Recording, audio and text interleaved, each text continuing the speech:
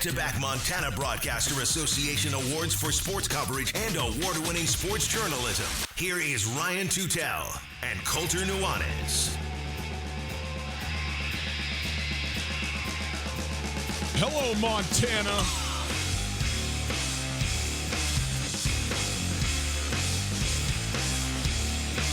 The NBA draft 1 hour away. And also today, the president of minor league baseball. It is Tutel and Nuanez on 102.9 ESPN Radio. We are broadcasting to you live from the Kurtz Polaris studios. Kurtz Polaris is at 2904 West Broadway in Missoula, Highway 83 in Sealy, online at kurtzpolaris.com. You can find us online too. 1029ESPN.com. Listen to the stream there. If you're out of market, maybe you're somewhere else. Maybe it's just easier. You're in your office. You're hiding. You don't want to put the radio on. You put the earbuds in. You turn us on. That's the way you do it. That's how you make money while you're sitting there, enjoying, doing what you would do anyway, listening to the two of us yammer on for a couple of hours every afternoon. The stream at the website is brought to us by Opportunity Bank, your local bank, your opportunity. You can call as well, 329-1899, area code 406-329-1899, all guests. Join us via the Ragged Brothers RV phone line. What we got in the show today is pretty cool. I'm excited about this show. First of all, it is the NBA draft tonight. There is not a lot, it seems, of a mystery surrounding maybe the top 3 picks. After that, it seems like it's going to be a complete free-for-all. We've already seen a bunch of kind of lower-level trades, people shifting pieces around, trying to create cap space, do all that kind of stuff. But the draft, always a fun night, no matter what. And so we will have that for you here this evening. By the way, we will have that for you on ESPN Radio tonight as well. So that coming on as soon as we're done here, it will shift right into the draft, which will be in progress when we finish up. And then, of course, on ESPN television. Also, today in the show, our dear friend Carolyn going to stop by and be our chick who doesn't know about sports, who doesn't know sports, though she maybe knows a little more than she lets on. Normally we do this on Fridays, but tomorrow we are going to be on site down at the Fort Missoula for a remote. We're going to do the show down there from a giant people soccer tournament that is being put on, is being sort of held and put together by the Missoula Strikers. It's been going on for a couple of years, this tournament down there, and there's somewhere in the neighborhood of like 100 teams. Anyway, point being, we're moving her up a day so that we can get that thing done. We will, at the top of the hour, I'm really excited about this, for our ESPN Roundtable, live with us is going to be the president of minor league baseball, Pat O'Connor. Yes, like the president of the whole thing. It's pretty impressive. It's a major deal, and I think there's a ton of stuff that people maybe thought that they knew or assumed that aren't really the case. I mean, I think a lot of people think that Rob Manfred is, as the president of Major League Baseball, is the de facto president of all baseball, including, the minor leagues, who are all sort of subservient or under the umbrella of their parent team in the Major League Baseball, as the Diamondbacks are to the Osprey in Missoula, as various other teams, of course, are all the way around. Not really the case. Not really the case. Minor League Baseball is run sort of contractually, almost with a CBA agreement in place with Major League Baseball, and Pat O'Connor is the president of it. And so he's the one responsible for negotiating those deals, and I'm really excited, because I think we're going to learn a lot from him at the top of the hour. So be with us for that. We also going to talk about an unbelievable sort of plan that is being hatched to try and get the Tampa Bay Rays potentially. Now, this is very, very early. This is just an open conversation, but the point is, it is an open conversation. It's a conversation that has been approved by Rob Manfred to have Tampa Bay look at playing its home games in 2 cities, Tampa and Montreal, Canada. Okay? Not Tampa and Fort Lauderdale. Not Tampa and Orlando. Tampa and Dagnab, Montreal, Canada. So we will go through that, and by the time we get into that stuff, the NBA draft will be up and running. So we'll get all of this stuff going on the big show today. A lot of stuff going on today, Colton. Very nicely done. Very nice intro. Very nice show planning. Well, Good thank job. you. Thank you, Colter. I've been hard at it here, working for minutes and minutes trying to pull this together. What do you want to do, man? You want to get into this? First of all, you didn't bring me a little juice today. You want one? Well, I don't know. The only other one I got is a matcha root cold brew coffee. See, people are into the matcha. It just doesn't do it for me. A lot of people love it. I don't begrudge them. I'm not sitting here saying it's terrible or anything else. I'm just saying it's not for me. Not for me. I do love it. It gives you a lot of pep in your step. I mean, there's a lot of things that will give you a lot of pep in your step that aren't for me. There's a couple things that are for me. Coffee would be one. Yerba would be the other. Yeah. A nice black tea. Yep. I've really gotten out over my skis on some black tea, Coulter, because I don't have a good gauge about how much caffeine there is in tea, particularly in relationship to coffee. Right. And also, obviously, there's a huge array of teas. And the array is both flavor, color, and also significantly caffeine value, of which there's a lot of like go to bed teas, no caffeine. And then there's a lot, I didn't realize this, but there's a lot of, I will see you here next Monday, no sleep till 10 types of teas. And so I'd like to have a little more clarity maybe on like, how do they judge this stuff? Is it milligrams? Yeah, milligrams, totally. Yeah, and tea has a lot of natural caffeine, so it's naturally released as well. So a lot of times it's a lot less of a immediate spike, but a much longer duration, as you're speaking to. There is some teas out there that have hundreds of milligrams of caffeine, which is, essentially like 3-4 cups of coffee. And it matters too how long you steep it, right? Yes, definitely. Like you leave the thing. See, because I'm the guy who's never just like pounded green tea all day. Oh. By the end, you're just like so detoxified, but also just like so. But is green tea? I thought green tea wasn't that caffeinated. It's not that caffeinated, but it has a ton of other natural, quote unquote, stimulants, energy boosters like ginseng and things of that sort. Okay.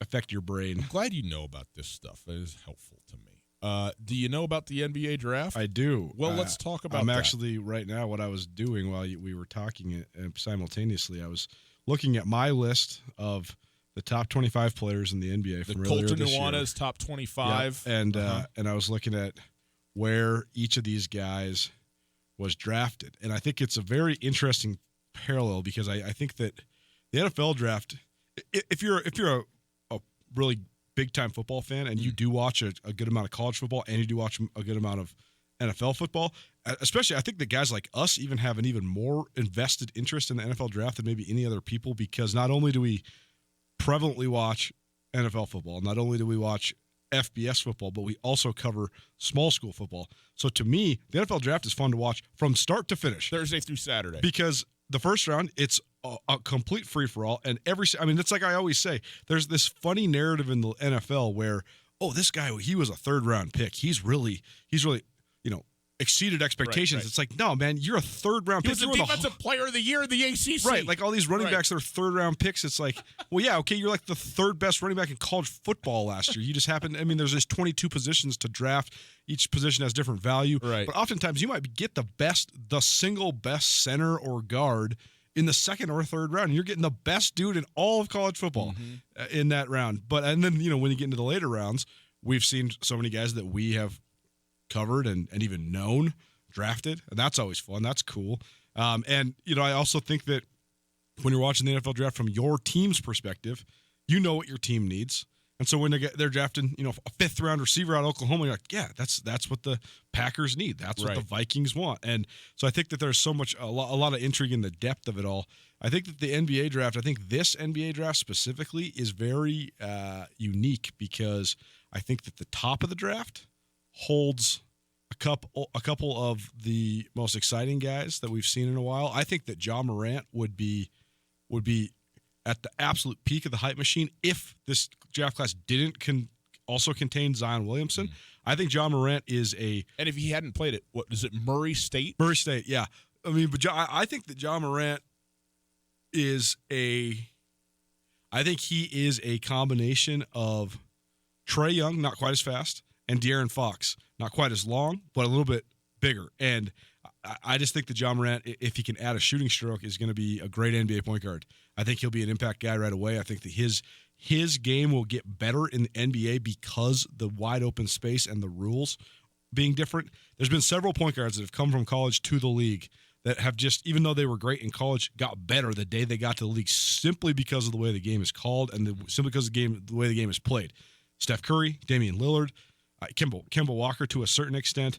Yeah, there's been several guys that even though they were great college point guards, were even better the day they got in the league because of the people around them, because of the spacing, all that. I think John Morant is going to be that same mold. Trae Young's another guy that got better despite being the leading scorer and assist guy in the country at Oklahoma. I think John Morant's in that same mold. I think that he's going to be an exciting guy for the Grizzlies right out the gates. And they just traded a cornerstone of their franchise in Mike Conley because they have so much faith in him. But then I do think that this draft has probably, I would say, between 8 to 10 more guys that are intriguing, that could be good NBA players, and then I think it falls off the map. And the reason I'm bringing that up is that I think that only maybe there's going to be 60 guys picked in this NBA draft. And in a great year, 20 of those guys make the league. 2/3 of the players aren't even going to make the league. Mm-hmm. I mean, you could be a first-round pick and not make an NBA roster. For sure. That's exactly the situation that the NBA is in because of the prevalence of talent and because of the short roster limits, all that stuff. But I also think that there's so much less of a crapshoot. There's so much less of a, again, if you're a third-round draft pick, you're pretty good. But like J.J. Watt was a third-round draft pick, and then he was, a 2-time NFL Defensive Player of the Year. There's very few of those stories. I mean, the guys that are excellent players in the NBA right now, the only guys that are on like my list of top 25 guys that were second-round picks are Nikola Jokic, Draymond Green, and then Chris Middleton was an honorable mention guy on my list. And then Jimmy Butler. Those four guys are even as far as top 35 guys in the league that were second-round draft picks. Well, look, man, there's over 1,500. There's like 16 to 1,700 guys in the NFL on active roster. Totally. Okay? There's, what is it, 280?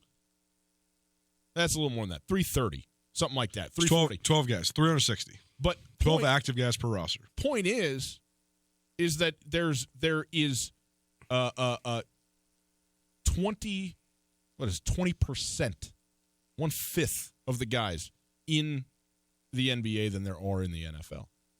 So if you imagine that in the sense of a draft, let's put it like this. If you had 5 times as many rounds of the draft in the NFL, you'd have 10 rounds of it, right? This has 2. So by the time you get into about the middle of the second round, that's where it proportionally, you're dropping out on the back end of what the NFL draft is. So that's why the lottery is effectively, if you want to compare, the lottery is basically what the first round is. And even the lottery is so hit it's and year miss. to year. That's because individuals matter. You can and because it's so much easier. Who is the guy? That's it. And it's just to me, I think it's just way easier to scout in basketball. And you have to be. I mean, on this list, here, I had LeBron James as 4th, Joel Embiid as 8th, Anthony Davis 9th, Kyrie Irving, I had him 12th, Ben Simmons I had him 17th, Karl Anthony Towns I had him 20th, DeMarcus Cousins was not even in the top 25, Blake Griffin not even in the top 25. What does every single one of those guys have in common? They were the number 1 overall pick. I mean, you got the number 1 overall pick is barely flirting to be all-star guys. I mean, those guys have all been all-stars in their careers, but as far as superstar level guys, when you look at the rest of my top 25, the only 2 guys in my top 25 that were outside the lottery were Giannis Antetokounmpo, who went 15th, and Kawhi Leonard, who went 15th. Everybody else, Kevin Durant, 2nd, Steph Curry, 7th, James Harden, 3rd, Lillard, 6th, on down the line. I mean, Chris Paul, 4th, Victor Oladipo, 2nd, D'Angelo Russell, 2nd, Draymond, CJ McCollum even was a 10th overall pick. Bradley Beal even was the 3rd overall pick. I mean, you have the guys that are the top 3 or 4 picks are the guys that usually pan out, and everybody else just usually probably doesn't. So that's what I want to ask you. Tell me what your thoughts are on some of these guys. Okay. So first of all, here's my list of the best available that are not named Zion Williamson, Ja Morant, or RJ Barrett, because I think those guys are going 1, 2, 3. Have you ever had any trouble with RJ Barrett and JT Barrett? I mean, I just keep getting them not out loud, but messed up in my head. JT Barrett, Ohio State quarterback, who's now with the New Orleans Saints, and maybe 2 years ago Was that when he was, playing football, whatever it is? One of the same letters and the exact same last name. And I'm sitting here going, R.J. Barrett, is he playing basketball? Why is he playing basketball now? Oh, because he's only ever played basketball. Whole different person. The only thing I ever thought when I watched R.J. Barrett was, which NBA team would he be good for? I never once was like, man, what a Duke player. Well, I wonder how he's going to contribute for Duke. All I thought was, is he as good as everybody thinks he is? And how will he be in the NBA? Okay, Jarrett Culver from Texas Tech. I like Culver. I think that he's got the advantage of having been the man on a team that went far. I mean, they went to the national championship game. And I think that Jarrett Culver has also done it for a couple of years. I think there's something to be said for a guy who isn't just a quote unquote just a one and doneer, and he comes through and is able to develop a little bit. So I think he's going to be a good NBA player. Look, when I'm talking about projecting this stuff, I don't know. But if you're asking me, do I like him as a top 5 to top 7 pick? Yes, I do. I mean, in this draft especially. But I think you got a guy who you can put some very reasonably high expectations on to be, if you draft a guy and he becomes an absolute can't miss starter for your team, you got to be thrilled about that. Unless you stink. But if you pick a guy 5th overall who becomes in the next 2 years a guy who's playing 32 minutes for your team, nailed it. You're doing great. So I like that for him. One point I got to make before we get into some of these other guys, after everything I just said about how basically the correlation between being a top 10 pick and being a superstar, all that said, the Toronto Raptors just became the first team in NBA history since the institution of the draft lottery to win the NBA title without a lottery pick. They have no lottery picks on their roster. They have multiple late first-round picks like Serge Ibaka, Marc Gasol, Pascal Siakam, 26th overall. And then they have second-round guys like Fred VanVleet Fred VanVleet wasn't even drafted. Undrafted. Yeah. Undrafted. That's an anomaly. I agree. I think Culver is. There's 3 things to me that I think helps Culver. I think he can score at all 3 levels. I think he's a good enough shooter, and that's where it's going to. That's what it's going to take. The way that you pan out, it's just like we talked about with Zion the other day. There is no way to just be a superstar that just runs around and dunks on people. You can be that when you first initially enter the NBA, but to have any longevity, to make any sort of All-NBA team, you have to have an elite skill. And I think that Culver has elite athleticism and elite length. If he can become even a borderline elite shooter, I think he's a good player. DeAndre Hunter from Virginia. Okay. I think DeAndre Hunter is very similar to Culver in their athleticism. I think DeAndre Hunter is much more flawed offensively. I like Culver more than I like Me DeAndre too. Hunter. And I was just thinking about this since you asked me about this guy. Here's what I don't understand. DeAndre Hunter is a top 6, certainly a top 10 pick in this draft. He's going to go in the top 10, and he may go, he could potentially go 5th. Anywhere from 5 to 10, he's going to go. You go down the list a little ways, and you see is Rui Hachimura from Gonzaga. Yep. They are almost cutouts. In fact, Hachimura is an inch taller and about 10 pounds heavier. He's a little bit bigger for a guy who's going to be he's not as athletic, though. He's not as bouncy. Isn't he? He's not. He's stronger. He's more put together. He's not as bouncy. His ability around the hoop, both ends, I thought was outstanding. And there's obviously the athleticism really matters in the NBA. There's no doubt about it. And so if you got a guy who is bouncier, as you say, that's not just a throwaway word. I accept that. But if you're telling me about, 20th overall, I could get Hachimura, or I got to use a number 5 or a 7 or even an 8 overall pick on Hunter, to me, there isn't that disparity between those two, and I think it's a coin flip which guy ends up being a better pro. I find it very compelling and honestly concerning that Hachimura's stock has fallen as much as it has. What's going on? Yeah, his stock, he went from top 10 pick at probably the midpoint of this last season to now a guy that no one's projecting in the lottery, and a lot of people have in the 20s. Yeah, I don't. There's a lot of question marks about his defensive ability. I think there's a lot of question marks about the level of competition. Even though Gonzaga did play a great non-conference schedule. I mean, his teammate who plays the same position, Brandon Clark, is projected above him by 6-8 picks right now. I think that Clark's less of a tweener. A lot of times, like, listed size is deceiving. Clark's listed at 6'9", Hachimura is listed at 6'8". So it seems as if they're similar sizes, but Clark has so much more length. Clark has a way better NBA body. It's not to say that Hachimura has a bad body, because he doesn't. He just doesn't have what the NBA is now, guys. There's way more.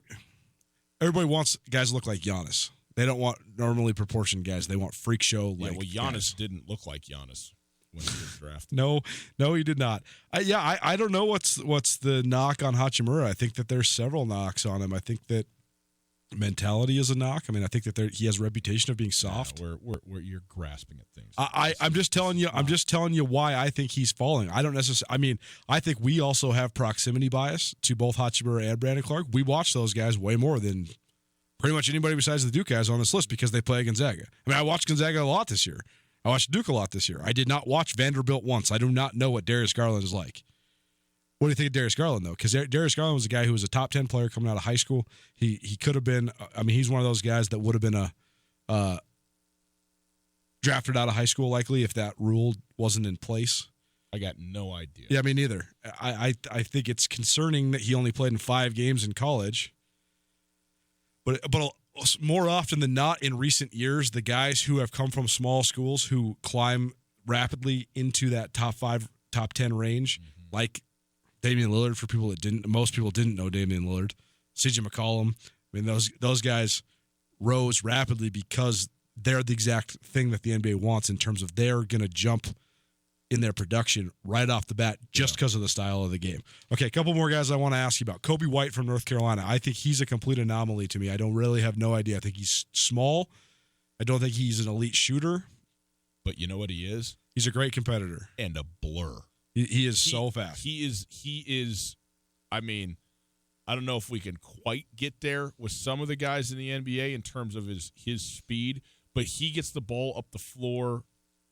I mean, it's a one-man fast break. He's 6'5". I thought he was more like 6'1". I know. Okay. That changes things a lot.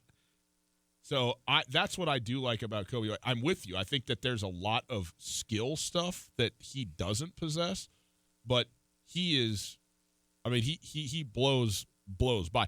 By the way, I mean, he might be 6'1", but you got to go. No, he's listed at 6'5". You got to go from the hair. So you got to get the whole thing in there. That adds, a dimension, an intimidation factor defensively when he's coming at you. Okay, so I guess I want to ask you about Nasir Little from North Carolina as well, but backtracking, what do you think of the two Gonzaga guys? Who do you think is the better NBA prospect? Well, I mean, Clark is an absolute leaper. So he is, again, I mean, if you're talking about projection, there's literal upside there that Hachimura doesn't have. Brandon Clark's also an elite rebounder, which translates, and I think he's an elite rim protector. I thought Hachimura's work around the rim, the ball in his hands, was about as good as I've seen by a quote-unquote big guy. I think that at 6'8", you're not a big guy in the NBA, but of course neither is Clark. Can either one of these guys shoot the three? A little bit. Oh, everybody's got a lot of work to do here. I just think that nobody's stronger than Hachimura, okay? You can be an elite rebounder in a lot of different ways. You can be great instinctually. You can be great positionally. You can jump over everybody, and you can out-muscle people. And I don't know which is the better option. You just got to do what you do really, really well. But I think both of those guys have that sort of potential to do that. But I think Hachimura is strong. He's strong right now for an NBA player. Clark is not. I mean, Clark is he's 6'8", 207. Yeah, right. But on the flip side, there's become a strong trend, and I'm not necessarily advocating for this. I'm just telling you the way the NBA scouts see it. they scout the snarl. They want the dude who will never be perceived as soft. And as soon as you are an eloquent speaker, as soon as you are, the scholar and a gentleman, that's a knock in the NBA. I mean, Mo Bamba went through it all year last year, leading up to the draft. He's too smart. He's got too many interests. We don't want a guy that plays jazz music and reads literature. We don't want that. We want the dude who goes to the gym. We want the dude who's obsessed with basketball. We want the dude who's going to get in people's faces like Draymond Green. Mm-hmm. I just find it's an interesting deal because there has been a fair amount of scholar and gentlemen that have been really good. It's so much more about the big guys too. Like guys like the Lopez twins. They're very intellectual and nerdy and, Stanford. Love their Disney movies, got 4.0s at Stanford. But when it comes to being game time, although it seems a little bit dorky and inauthentic when they're screaming and yelling, they're unbelievably competitive. I mean, they're so competitive. Robin Lopez goes hard. Yeah. I mean, Brooke Lopez is still doing it, years and years later. Well, when you grew up as twins with girls' names, you got it. You're going to have some fights. It's just what it's going to be. One of the funniest articles I ever read. So, Roger Clemens' real first name is not Roger. It's something else. It's a androgynous name, a man and woman's name. Sure. Nolan Ryan's first name is not Nolan. It's Lynn. And then Kerry Wood. And this article was about how Roger Clemens, Nolan Ryan, and Kerry Wood throw harder than anybody in history because their parents named them after girls. It was a really funny article. But I do think it's an interesting deal that it's become so trendy to want to scout the non-scholarly gentleman type guy. Yeah. Like you want Brandon Clark over Ryu Hachimura, but I don't know if I necessarily agree with that.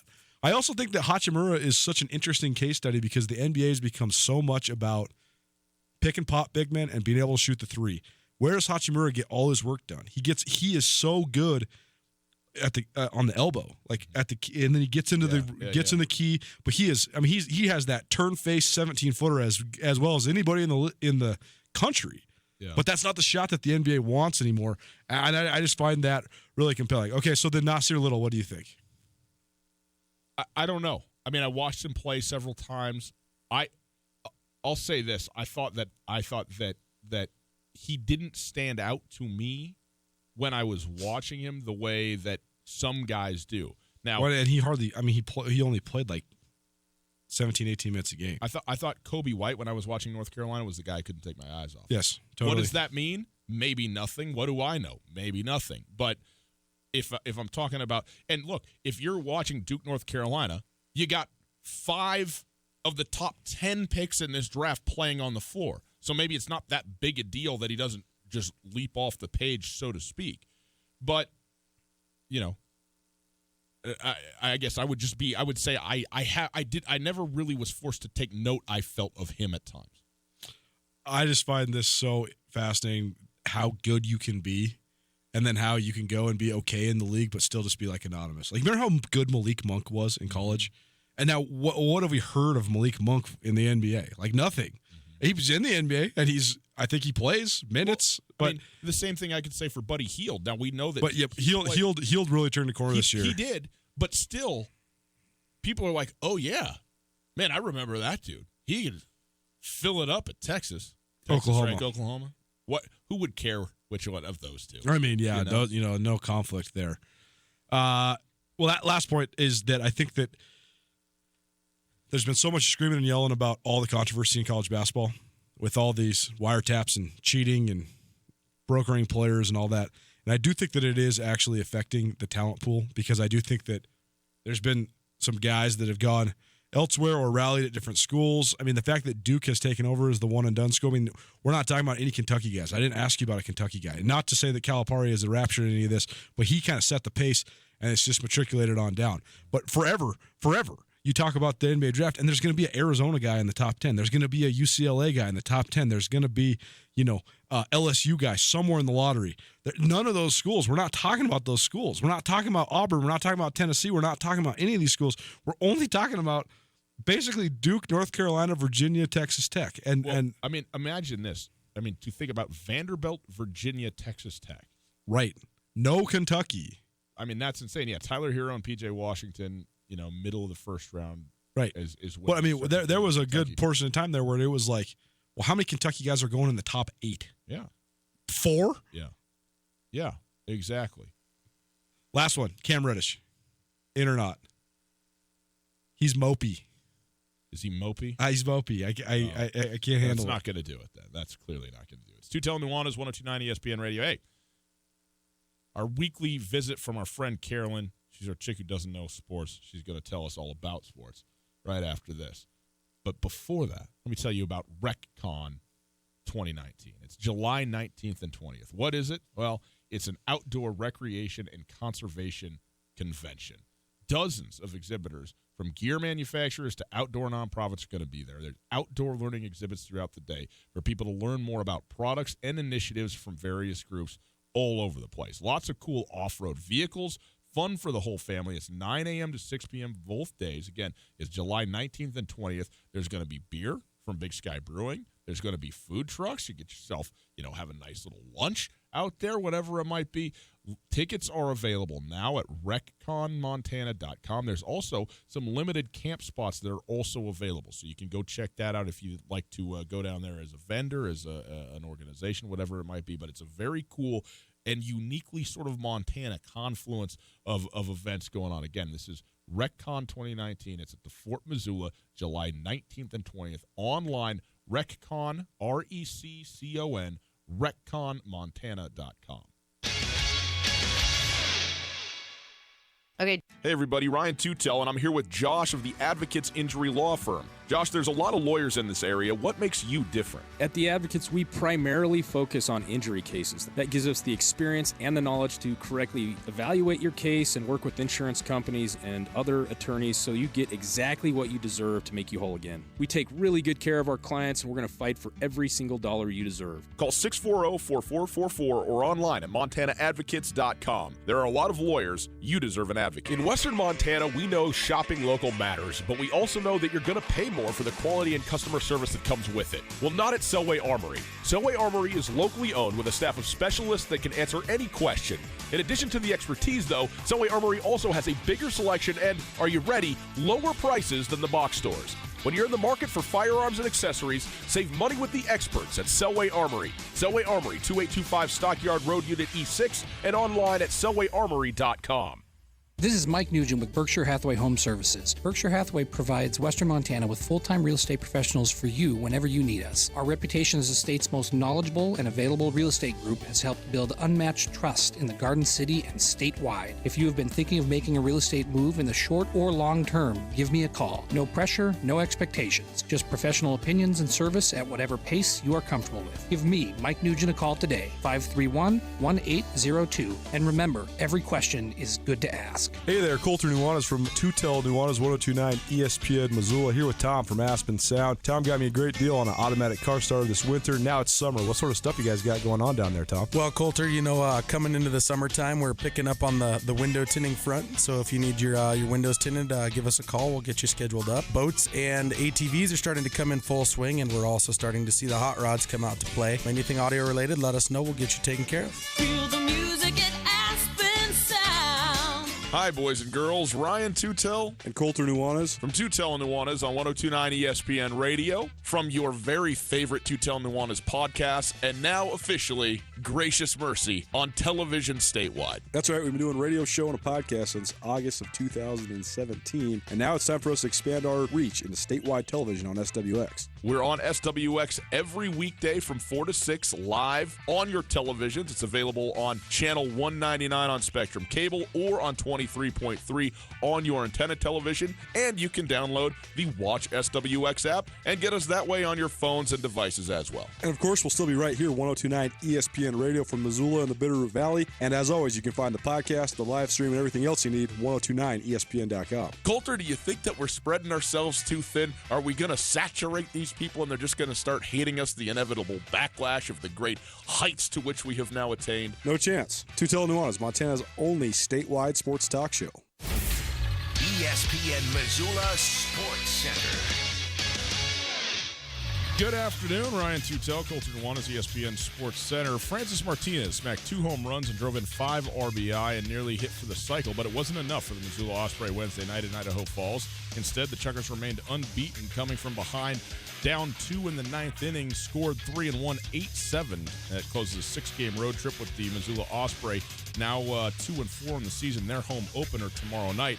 Also in related news, Tom Wilms, the voice of the Osprey, reportedly okay health-wise, but has resigned his post as the voice of the Osprey after suffering a health scare in Idaho Falls.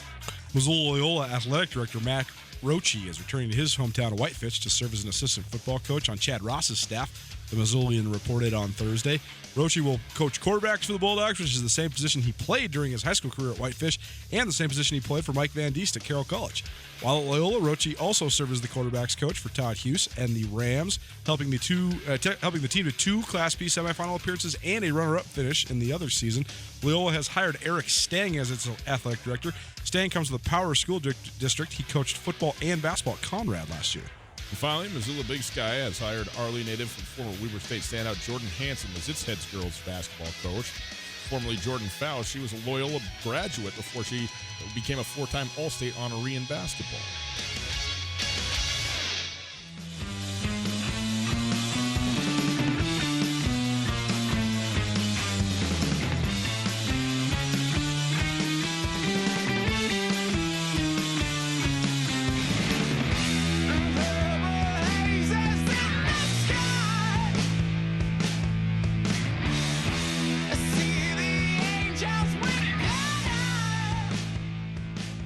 Welcome back, Tutel Nuanez.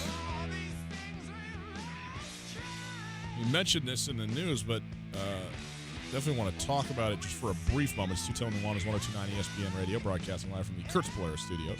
Kurtz Polaris at 2904 West Broadway in Missoula, Highway 83 in Sealy, online at kurtzpolaris.com. But our thoughts are certainly with Tom Wilms, who was the voice of the Osprey for about a week and ended up in the hospital on Wednesday, and is reportedly okay. Sounds like he's okay, but tweeted out earlier today that he incurred some health issues that were personal in nature, but that were going to prevent him from continuing as the voice of the Osprey. And so he, resigned due to medical concerns earlier on today.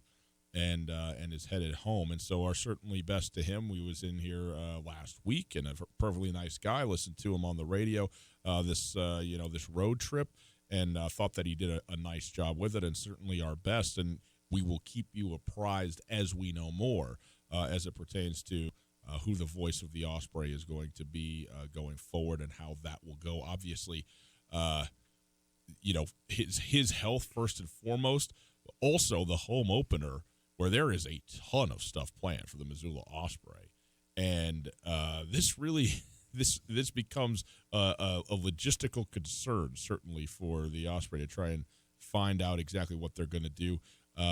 Tomorrow, for the home opener, Riley Corcoran, the voice of the Grizz, is going to be on the call, and so we're looking forward to having Riley do the game. Big baseball guy. I mean, he was just in Los Angeles again for Dodgers Giants, and he was even at the Dodgers Cubs series, so shout out there. But certainly somebody who is going to be in very capable hands from a baseball standpoint with Riley. Who's he? Where'd they find him? Now, don't. I'm not going to throw anybody under the bus. It was just a really funny line. It was great. Best of luck to Riley. Riley doesn't need luck. Riley doesn't need luck. Riley actually prepares as diligently as anyone. If we prepared like that, God, we'd have a good show. Hey, we got to get into this. It is actually, here's what we're going to do. You know what? Because I'm excited about this. I'm actually really excited about this. At the top of the hour, okay, we are going to have the president of minor league baseball, Pat O'Connor, on with us live for our ESPN Roundtable. I want to make sure that we have time for it. So we're going to take a quick break. We'll make this a short segment, and we will come back with Carolyn, our resident chick who doesn't know sports, and she's going to tell us all about that. We'll have space for her, and then we'll get you to the top of the hour with Pat O'Connor right after this.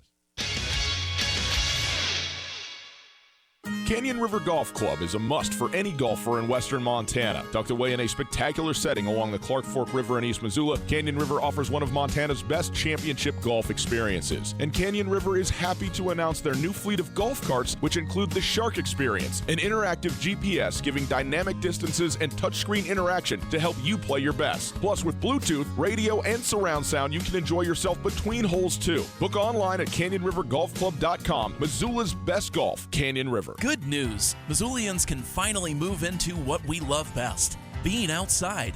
Garden City Paint and Glass can help you get a head start on all those outside home improvement projects. Now is also a great time to start getting a jump on cracked windows and broken screens. Enjoy up to 25% off select products. And be sure to watch for PPG rebates to help the job along. Look good, stay comfortable, and keep energy costs down at Garden City Paint and Glass. 3217 Brooks or 549-0608. Hey folks, Ryan Tutel, and I'm here with Josh of The Advocates. Josh, do most injury accidents end up in court? Luckily, most personal injury cases can be settled out of court through a fair negotiation with an insurance company. However, sometimes it is necessary. I'm prepared to do whatever it takes to get a fair settlement. Luckily, most personal injury cases can be settled out of court with a fair negotiation with the insurance company. However, I'm prepared to do whatever it takes to get the right settlement for you. It's Josh at The Advocates, 640-4444, or online at montanaadvocates.com. Les Schwab is proud to introduce two of our best tires ever, just in time for summer. There's our exclusive Reputation, a high-mileage premium passenger tire we believe has the quietest, most comfortable ride ever. Or our exceptionally quiet and smooth all-season traction tire, the Open Range AT.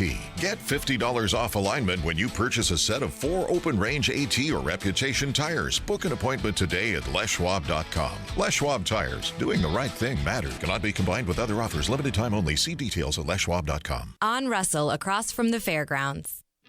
Springtime is the time to buy a new Polaris off-road vehicle. During the spring sales event, rebates go as high as $1,500 and financing is as low as 3.99%. Live your life wide open in a high-performance racer. Tackle anything from mountains to mud holes on a legendary Sportsman ATV. Get more done with a hard-working Ranger, or take on any task or trail in a versatile Polaris General. Whatever you're looking for, now is the time to take your pick from the off-road's best-selling lineup. See Polaris.com or your Polaris dealer for rebates up to $1,500 and financing as low as 3.99% APR for 36 months during the Polaris Spring Sales event at Kurtz Polaris. Kurtz Polaris at 2904 West Broadway in Missoula and Highway 83 in Sealy. Recreate the right way with Kurtz Polaris online at kurtzpolaris.com. Offer valid in U.S. through 5/31/19 on new 2015 through 2019 vehicles. Subject to credit approval. Offers vary by model. See dealer for details. Always wear a helmet. Never drink and ride.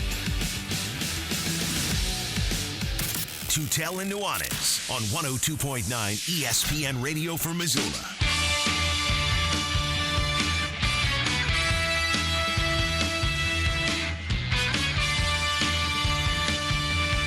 Now from the Kurtz Polaris studio, here is Ryan Tutel and Colter Nuanez.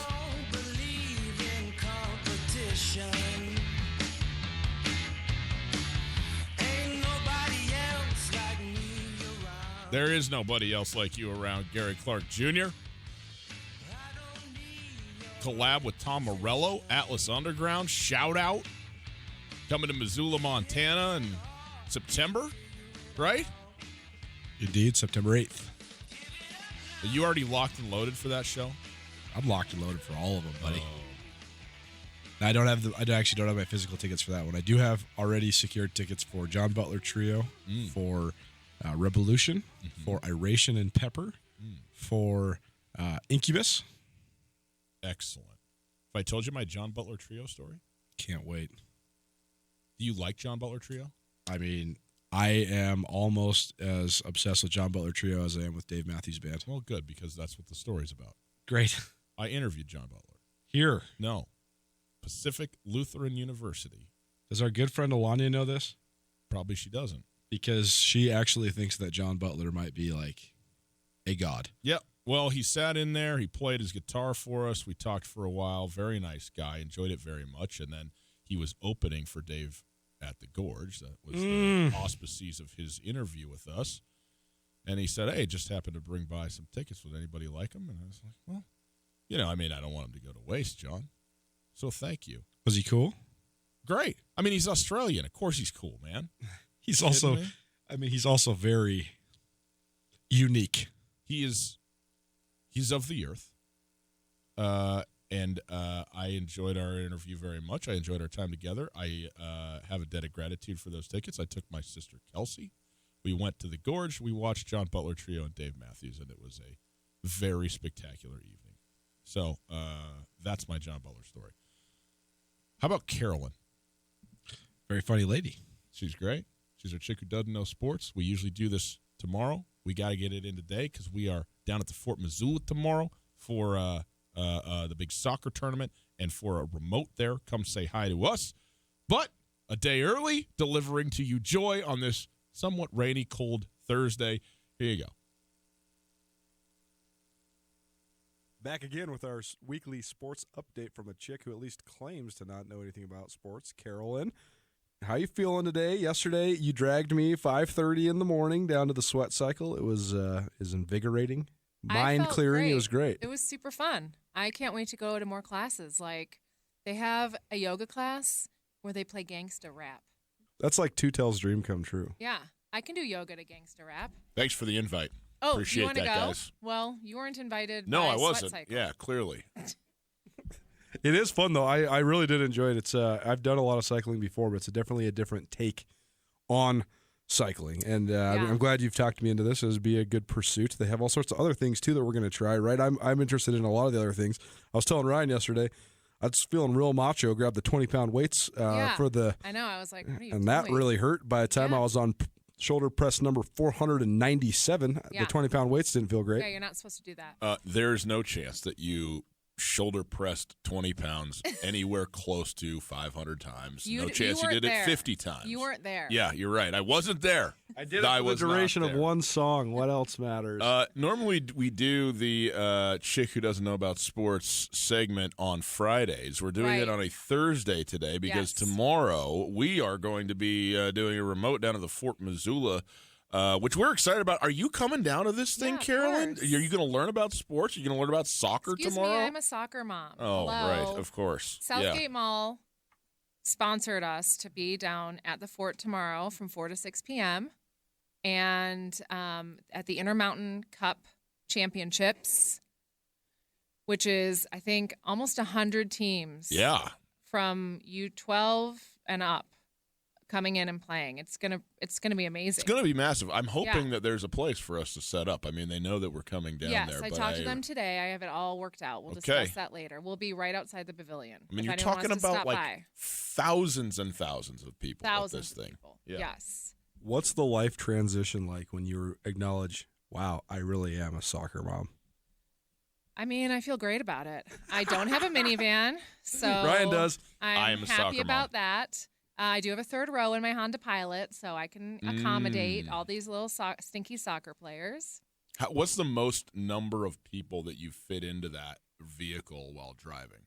I've had 8 people total. We drove across the island of Cebu in the Philippines. Yeah. 14. In a 14. Pilot or in a minivan? 4 in the back, 5 in the middle, and 4 in the front, including the driver holding a toddler in his arm, driving with the other arm. It was glorious. He has Britney Spears in it. Is that what she did? Yeah, she gets raked over the coals, and then you go there, and it's just like, oh, this is how you get places. Right. Well, don't they strap toddlers on the back of motorcycles? Everything. Yes, we had 5 people on a dirt bike. Oh, my God. Yep, 3 of whom were my children. Wow. One of whom was my wife, and the other was the driver. Wow. Seems like they made it okay. I like each person in my car to have a seatbelt. Yeah. So that's insane. All 14 unstrapped. Wow. Well, glad you made I think it. the driver was dialed in. I'm glad you made it alive. Among the 100 teams in the Intermountain Champions Cup, are your sons playing? No, my son is still too young, so maybe next year. But my friend's daughter Emma is playing tomorrow night. Shout out to Emma. Shout out to Emma and her FC team. But the Strikers host this, and it's teams from all over the Pacific Northwest. It's amazing. It's going to be super fun. So tune in, Two Tail Nuanez, Friday for a remote broadcast from the Intermountain Champions Cup, as well as maybe come say hi down at Fort Missoula. Hi for sure. Yep. And don't forget to thank Southgate Mall for sponsoring it and helping bring us out there. We will thank them. So absolutely. Thank them again and again. Southgate Mall, the most likely place to have soccer games in the winter. They would love it. The I only- bet if you just brought get your out, kids set in. it up right Yep. there, Yeah. clear out some of the chairs Some of in those the kiosks. food area, and Yeah. just let her rip. Do it. It's a busy week in sports despite appearances. I mean, we had the NBA Finals championship end up last week. Tonight is the NBA draft. The Women's World Cup is going on. I don't know what you have in store for us, Carolyn, but I mean, I'm here. We're ready. Let's hear it. I just need to know why there is such a thing as a mock draft. Like, what is the deal with that? I'm picturing charades. I'm picturing them like 2 words, 1 college. I don't know. Like, what? I don't get a mock draft. Explain. Well, I mean, what are we talking about? Are we talking about for like fantasy sports purposes? Or are we talking about for the like, NBA? Okay, leading up to Leading the up to actual the real draft. What draft. did you see the mock draft on television or something like I that? saw a headline for it, and I was like, who are these nerds doing a mock draft? Their names are Ryan Tutel and Colton Nuanez. I've already started mock drafting in the NFL for my fantasy football team. I'm already looking up PPR values and all of this. What is going on for the NBA is the actual draft doesn't happen until 5 o'clock today. In fact, coming up very shortly. Are you? And Do you have so- a countdown? Are you guys like so excited? Yeah, I mean, I have a clock, if that's what you mean. Okay. And Well, that the one does mock not work, draft so. is like this idea that these people who are, knowledgeable and getting information about the NBA are basically telling you who's going to get drafted where, who they think is going to get drafted where before the actual draft happens, because it's exciting and it's anticipatory and it's insightful. Are they flying people out to the real draft like they did for the NFL and doing like people are buying tickets for this? Oh, yeah. Oh yeah, Radio City Music Hall. Jeez. It's I think there's seven players will be attending. Is it 7 this year, Gus, or is it 9? I don't know. I don't know who's. I think 7 total guys are going to be there. So So people are flying out to see 7 guys. 7 guys. Wow, that sounds like a blast. Every time you give us your analysis, it makes me think, wow, maybe what we do is totally nerdy, as you said. It is nerdy, but you know what? It's a lot better than Sunset Real Estate, okay, on Netflix, Listen. which is what she's going home to, her Carolyn Boda box and her Sunset Real Estate reality shows on Netflix. So I don't give me what's a mock draft, you moron. You're wasting your life. That's what I'm hearing. That's not what I said. That's between the lines. It's it what I was thought, there. It was but I didn't say it. insinuated. I just the flying out to the drafts is just too much for me. How old is your oldest son? 12. What if in 6 years he was getting talked about on TV on a daily basis and scrutinized and all these projections? What would that be like for a mom? I mean, I think you know what it would be like for me because I'm a psycho mom, helicopter mom, and I would be popping Xanax and freaking out. You know that I told Carolyn Coulter one day that I let Kai ride on my shoulders while I skied down the bunny slope, and she looked at me like I had attempted murder. I mean, you did attempt murder. You're lucky you weren't arrested at the She base of that was so mad, and I'm like, wow, you need to go to the Philippines.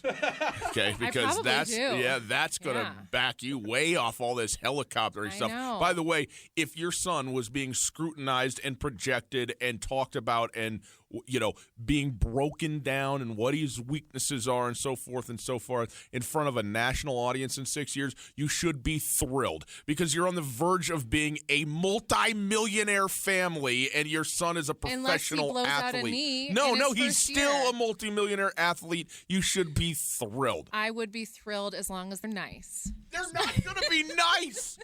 Speaking of money, you have one more thing you're Okay. burning on. We were Yes. talking about the women's and men's national teams for soccer, United States soccer, and you have some statistics. The women's team garnered more revenue this last year. Almost $2 million from 2016 till now.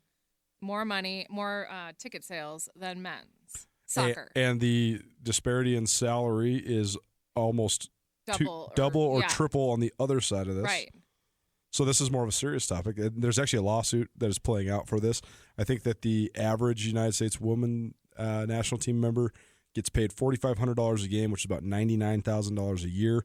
The average men's member gets paid $13,000 a game, which amounts to being about $232,000 a year. And I Thoughts? couldn't tell you one name of a male soccer player. Freddie Adu. Oh, Pele. There you go. But he wasn't U.S. Pele. Now, is that just from ticket sales? Is that what? It might or be is it- overall, like, They say generate generated revenue, and that revenue, can yeah. take in some number of factors. Right. But then I investigated some other sports, and because I watch women's tennis because I'm a tennis player more than men's, and men get paid more. But the Serena Williams U.S. Open finals had 50% more viewers than the men's. Ryan's a big Serena fan. Love Serena. I am, and I'm totally with that on the tennis. I watch a lot more women's tennis than men's tennis for sure. Right.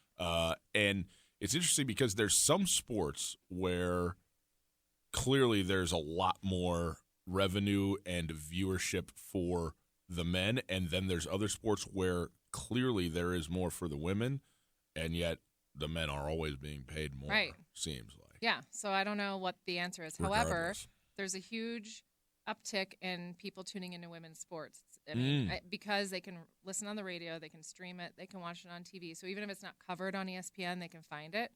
So maybe that'll help things too. Maybe so. Yeah. Well, I hope it does, because they should be paid more. Agreed. I mean, you're exhausting yourself with all these celebrations after the goals. You need to Yeah. have some money. I mean, Get in there. yeah. I mean, yeah, the sportsmanship can be worked on, but they should be getting paid more. Maybe should be. if they were getting paid more, they'd be a little less, wild. I just don't think there's a correlation there myself, but I do think that they also were talking about, wasn't it the last Women's World Cup where they had to play on a like an AstroTurf surface, which for soccer in particular, like it's great for other sports and so forth, but for soccer it really hurts. Like you slide, and it rakes your legs and stuff like that. And so for men's games, they always bring an actual grass turf because of the sport. Like you're just talking about like knee burns and things. But for the women, they made them play on like the actual AstroTurf. That's because women are tougher. I mean, maybe that is listen. I got 3 kids. I'm not making any arguments about who the tougher of the genders are. Right. It is the women. There's no doubt. One last quick thing. We touched on this last week. Sorry, this is running long, but word is Tom Cruise is up to fight Justin Bieber. I don't know. He's not up to anything. He's small. Did a little research.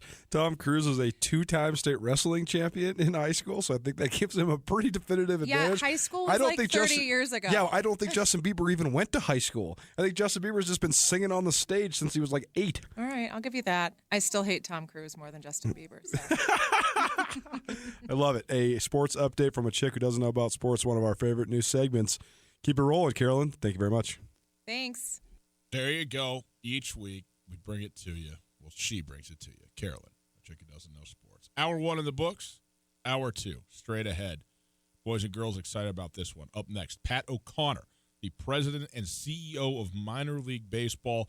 If you want to know how baseball works at the minor league level, the man who knows is going to join us live right after this. Alpine Touch makes the perfect gift this summer or any time of year. If you are traveling, bring a gift that is distinctly Montana and give your loved ones some of the best spices anywhere around. From the Alpine Touch Pick 4 Spice Pack to the All-Purpose Twin Pack to the mouth-watering sunflower shoots to Alpine Touch gift cards. Alpine Touch makes the perfect Montana present. Available at retail locations around the state or online for a limited time. Use the code ESPN10 at checkout to get 10% off any online order. Alpine Touch, Montana's special spice. When you need a bank to help ramp up your savings strategy, look to your local bank, Opportunity Bank of Montana. Build confidence in your financial future when you create a rainy day cushion or take care of the nest egg you already have. Opportunity Bank offers options from basic savings to money market accounts and certificates with competitive rates. There's nothing like the feeling of progress, so let's get started today. Come see us at Opportunity Bank of Montana. OpportunityBank.com. Member FDIC. At the Montana Club, our goal is to create a menu of mouth-watering food with variety to satisfy any craving. From the garden fresh ingredients in our salads to our succulent, perfectly grilled Montana Club Angus steaks, we take pride in every detail that goes into preparing your food. Top off your meal with a premium cocktail, wine, or microbrew. Come as you are and satisfy your craving with our home-style breakfast, lunch, and dinner at the Montana Club on Brooks and North Reserve, Missoula.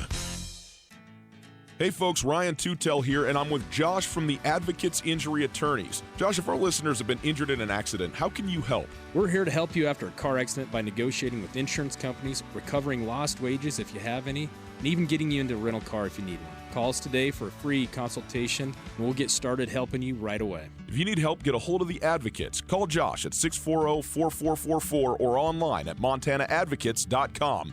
You deserve an advocate. You're a big league fan. You expect big league service. At the Desperado, you get exactly that. With 35 flat screens, ice-cold brews on tap, and Missoula's #1 wings, you're free to sit back and enjoy every pitch. This summer, make the Desperado your baseball home away from home. Cool off after work, relax on the weekends, soak in some great food and drinks, and watch your team make yet another great push for October. And hey, if yours can't do it, there's plenty of other teams and fun to go around at the Desperado Sports Tavern on South Russell across from the Y. Hey, Tutel Nuanez here. Can't tell you how many times we've heard the face for radio joke since we came on SWX television, but it's been a fun endeavor so far. And now our esteemed producer Tommy is pushing the envelope even further. We got our own YouTube channel. That's right. If you want to watch us every day from your computer, your tablet, your cell phone, you can check out Tutel Nuanez on YouTube. Tutel Nuanez, live every weekday from 4 to 6 in the afternoons on 102.9 ESPN Radio for Missoula, SWX Montana statewide, and now around the planet Earth on YouTube. ESPN Radio for Western Montana, KKVU HD3 Stevensville, and 102.9 FM on K275BS Missoula. ESPN Missoula Sports Center. Good afternoon. Colter Nuanez, 102.9 ESPN Missoula. In breaking news during this Tutel Nuanez show, Tony Miller, a 6'6" former transfer from Seattle Pacific, has entered the NCAA transfer portal. Skyline Sports confirmed on Thursday afternoon. Miller sat out last season at Montana during the Grizzlies' run to the NCAA tournament. He was the Great Northwest Athletic Conference freshman of the year 2 years ago. His destination remains unknown. In Missoula Osprey news, Francis Martinez smacked 2 home runs, drove in 5 RBI, and nearly hit for the cycle, but it wasn't enough for the Missoula Osprey Wednesday night in Idaho Falls. Instead, the Checkers remained unbeaten by rallying for an 8-7 win that closes a 6-game road trip to open the season for Missoula. Martinez missed the cycle by a triple, but the O's did bang out a season-high 17 hits. Missoula entered the game with just a 196 batting average. They open their home slate tomorrow night here in Missoula. And in high school news, Missoula Loyola Athletic Director Mac Roche is returning to his hometown of Whitefish to serve as assistant football coach on Chad Ross's staff. The Missoulian first reported the move. Roche's been at Loyola for 3 years as the AD as well as the quarterback coach there. He also played quarterback for the Bulldogs before going on to play quarterback at Carroll College. And finally, Missoula Big Sky has hired Arlene native and former Weber State standout Jordan Hansen. She's formerly Jordan Fow, former All-State player for the Breakers. Say congratulations. Work so hard, forgot how to vacation. They ain't never had the dedication. People hating, say we changing, look, we made it. Yeah, we made it. They was never friendly, yeah. Now I'm jumping out of Bentley, yeah. And I know I sound dramatic, yeah. But I know I had to have it, yeah. For the money, I'm a savage, yeah. I be itching like I had it, yeah. I'm surrounded 20 babies, yeah. Welcome back. Hour number 2. Tutel Nuanez, 102.9 ESPN Radio. We are broadcasting live from the Kurtz Polaris studios. Kurtz Polaris is at 2904 West Broadway in Missoula, Highway 83 in Sealy. Online at kurtzpolaris.com. You can find us on the World Wide Web, 1029ESPN.com. There, you can listen to the stream. The stream is available 24 hours a day, 7 days a week. That stream is there thanks to the Opportunity Bank. Opportunity Bank, your local bank, your opportunity.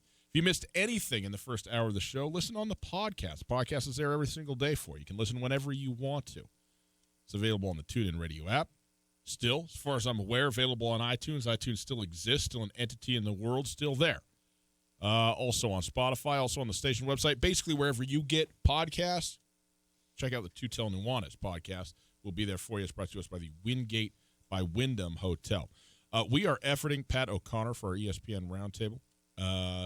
Looks like we may have a little confusion in phone numbers, trying to make sure we get that thing ironed out. So we will continue to work through that, and as soon as we're able to get that sorted out for you, we will certainly go to. I'm looking forward to talking with Pat, who is the president of minor league baseball, as we're able to get there. In the meantime, a trade on NBA draft day, Coulter. This one, I mean, it is significant because you're talking about the 4th overall pick, but it is a bit of a surprise. The Pelicans trading out of the 4th overall pick down to 8th overall. They also collect, I think, a 17th and a 35th in order to move down a little bit in the draft. And who moved up to get that 4th overall pick? Was it the Hawks? I haven't actually looked at this. This is interesting, though. I wonder why they traded out of that.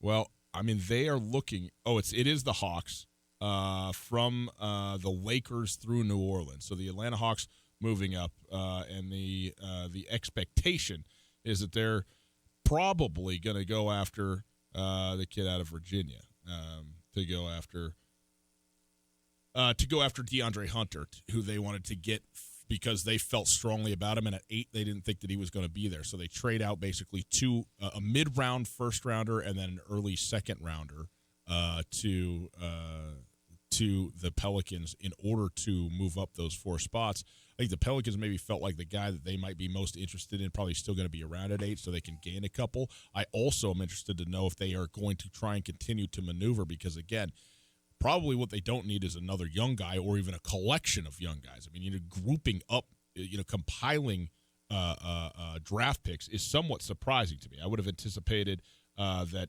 they would have, tried to parlay that 4th overall pick into an actual player from somebody rather than a collection of picks later on in the draft. So I'm somewhat surprised by that because as a result of the AD trade, they have an extraordinarily talented and extraordinarily young group of players that you would think they need, to have a more veteran guy come in alongside, right? Definitely, and I just wonder what they're going to do with the Drew Holiday contract because Drew Holiday is young enough where I think he still could be paying Drew Holiday $25 million for a contender would not be outrageous. Drew Holiday is still a really good player, and I think that, but unloading that contract and maybe getting a few veteran guys to bolster your roster or continuing to go young. I mean, that's the other interesting part here is not only do they have a chance to have multiple top 3 picks under the age of 23 on their roster, they also have first-round picks from this trade each of the next 2 years too, so they can really revamp this thing really fast. They can, and they could do it. They could do it in a hurry. But I mean, I think they already have, right? I mean, the thing is revamped, no doubt. But they need some. Stability is the wrong word, but a veteran presence, like you said. Veterans win in the postseason. No matter how good you are, you just have to have some guys that know how to do the thing. And right now, it seems like that's the piece that's lacking. Good as the talent might be when you add Zion Williamson in about 2 minutes to that group. You always reference that anecdote that I told you from the article about Chris Paul and James Harden, and them leaving early from a wedding to go play pickup hoops, and they finally found their soulmates. But the lead of that story is so good. It was all about Chris Paul and Morris Peterson and David West and that Hornets team that was really good. That when Chris Paul was really young, still at second or third year in the league. That was 2006, 2007, more than a decade ago. Yeah. But basically, the premise of that story was that not all good things last forever, but also just how hard it is to be good when you're a young team, but also how those guys. We always talk about there's some markets in the NBA where it's like, okay, well, how are they going to get it back on track? Why is New Orleans not a destination market? I'm not really sure, but with a bunch of young guys, I think it could be that. And that's what's so interesting about this. If you have star power there, which they do now with Lonzo Ball and Zion Williamson, and you have a cool city like New Orleans, maybe those guys buy in and maybe they revamp basketball in New Orleans. You could draw to a city or you can draw to people, and they've got the people, it seems like, in New Orleans. We'll come back to this, the NBA draft just kicking off right now from Music City Hall in New York City, but we now go to the Rangich Brothers RV phone line, and we welcome it. It took us a minute. We got the number right. Pat O'Connor, the president of Minor League Baseball. Pat, how are you? Thanks so much for being on with us. Really appreciate it. How are you? I'm doing fine. Thanks for having me. It's good to be back in Missoula. Well, it's a pleasure to have you here and back in Missoula. I'm sure it's only coincidence that the Missoula Osprey under new ownership are having their opening day tomorrow. I'm sure you were just here to go hike in Glacier, and then so lo and behold, here you are in Missoula. How many trips do you make around the country going to various games, opening days, new ownership, old ownership, whatever it is? How much of that time do you spend? Because, I mean, there's just hundreds of minor league teams dotted all over the country. Well, with 160 clubs, I'm not. There's not a shortage of games to go to. Right. But to be very honest with you, if I see 25 games a year, I've probably had a really good year at the ballpark. I'll travel 160 to 180 days a year, and unfortunately, I don't get to see as many parks. But I try to make marquee events, as you pointed out. Groundbreaking, stadium openings, new ownership, transitions, major renovations, special things that are going on. I was over in South Bend, Indiana on Tuesday night for the Midwest League All-Star game. It's just a privilege to be able to, one, pick and choose, but also, show up at events like this that are such special events, not only for minor league baseball, but, tonight we're turning the page. It's a new opening for a new ownership group here in Missoula. I'm really excited to get out and see the ballpark and see the things that Peter and Susan Davis have done. And I really think it's a new era of Missoula Osprey baseball. Hey, Pat Coulter Nuanez here. Thanks so much for joining us.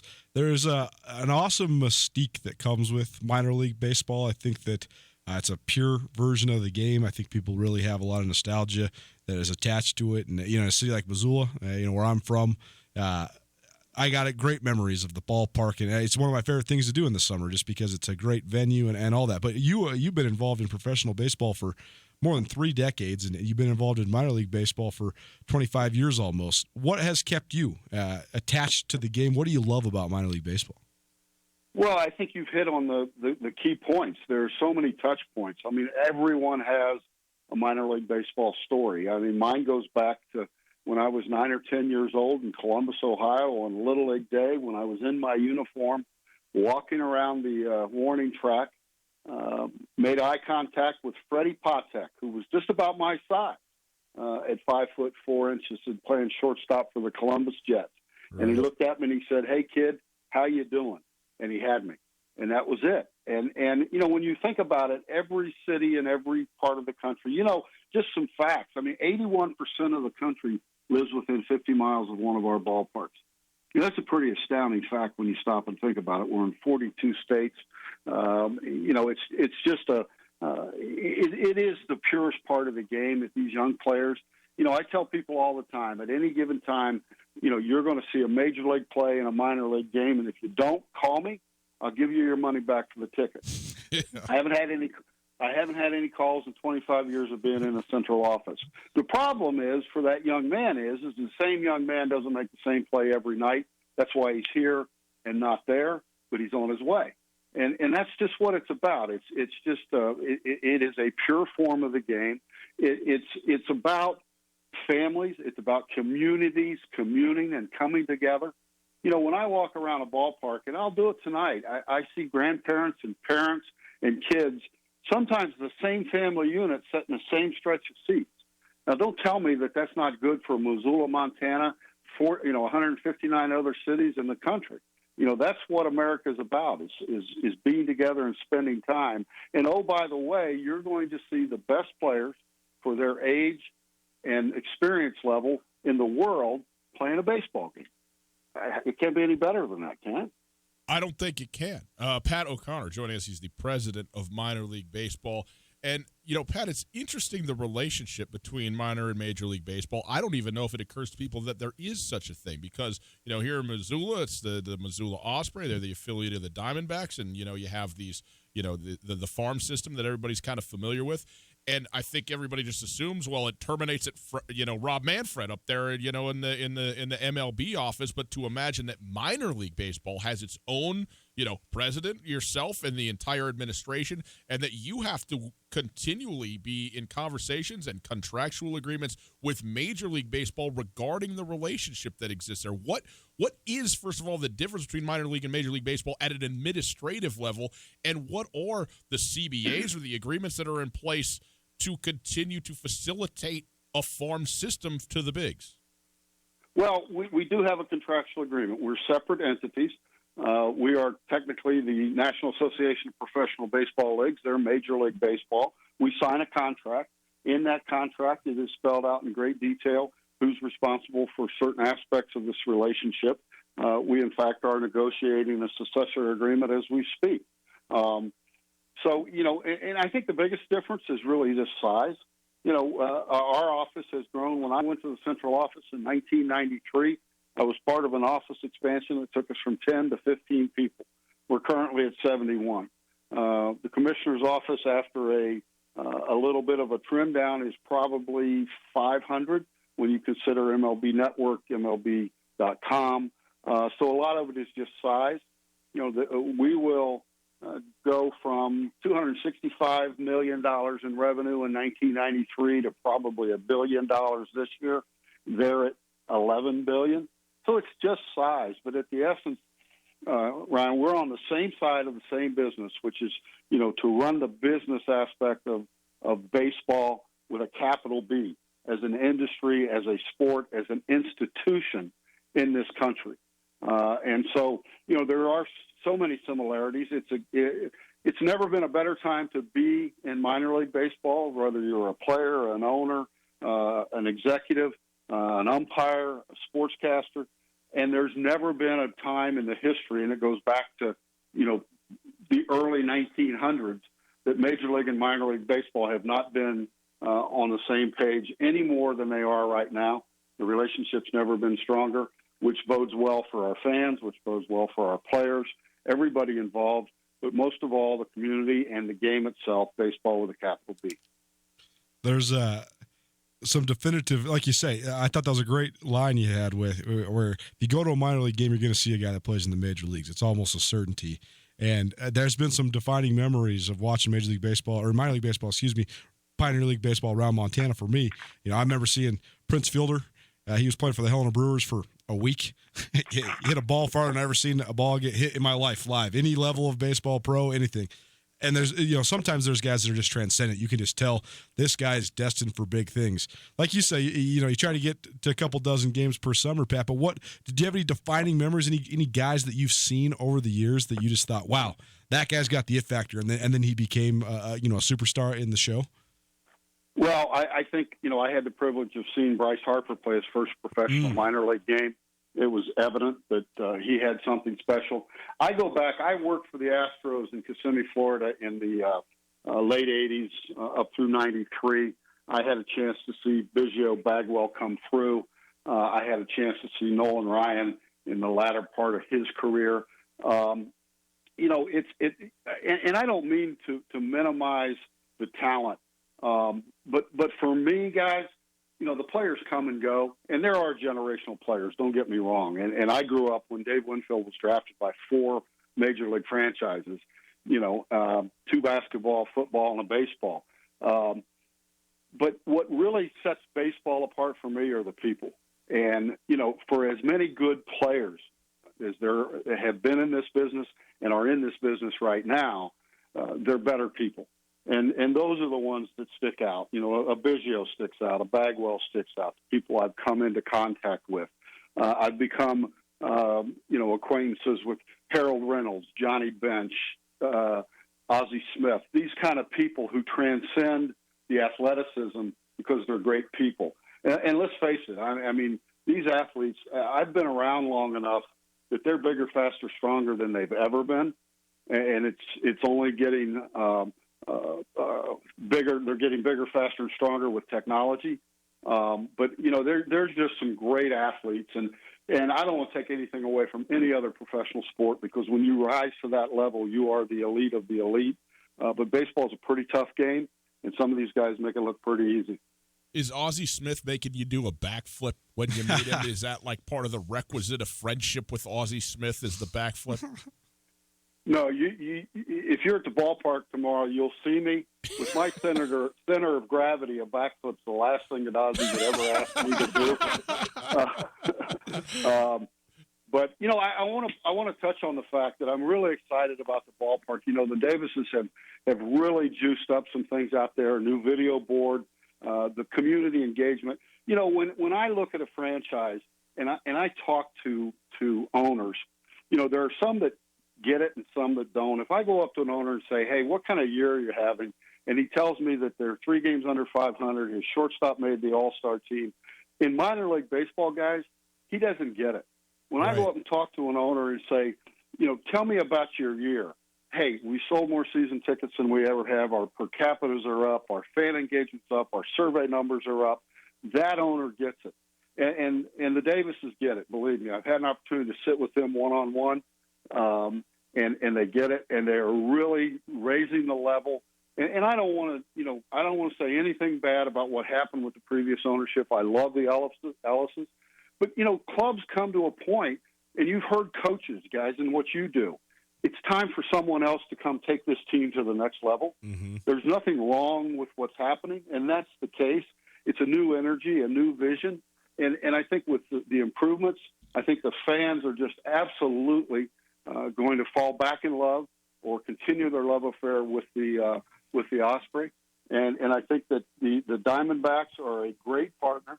I have great fondness for their organization, from Ken Kendrick, the owner, down to Derek Hall, their president and CEO. It's a good organization filled with good people and good players.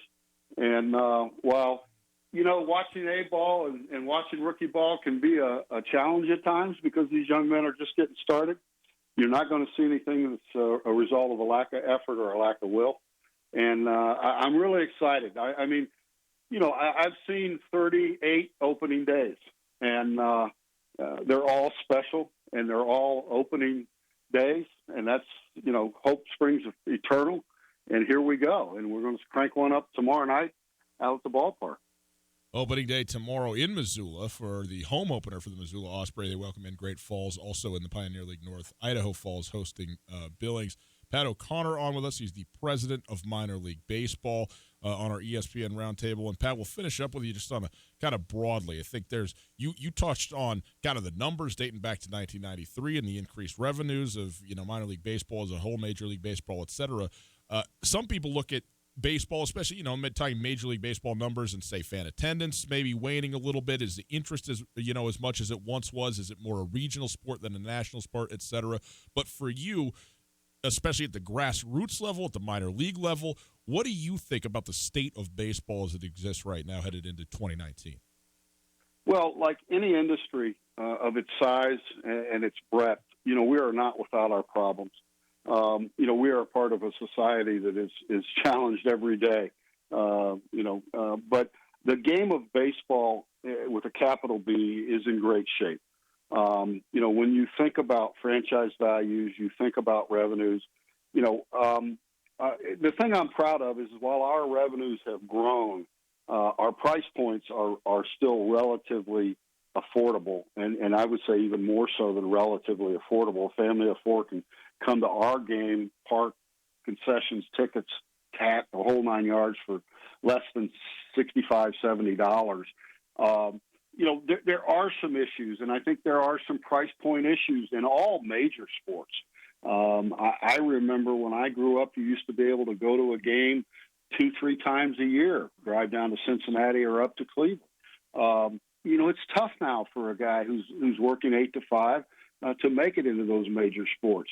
Our attendance, believe it or not, and we battle a lot of things, and unfortunately, the one thing that we can't control, one of the things we can't control is the weather. And I'll be honest with you guys, Mother Nature has won the last 2 April and Mays. I mean, she has just won. And despite that, our May, through the end of May of 19, our attendance is up slightly.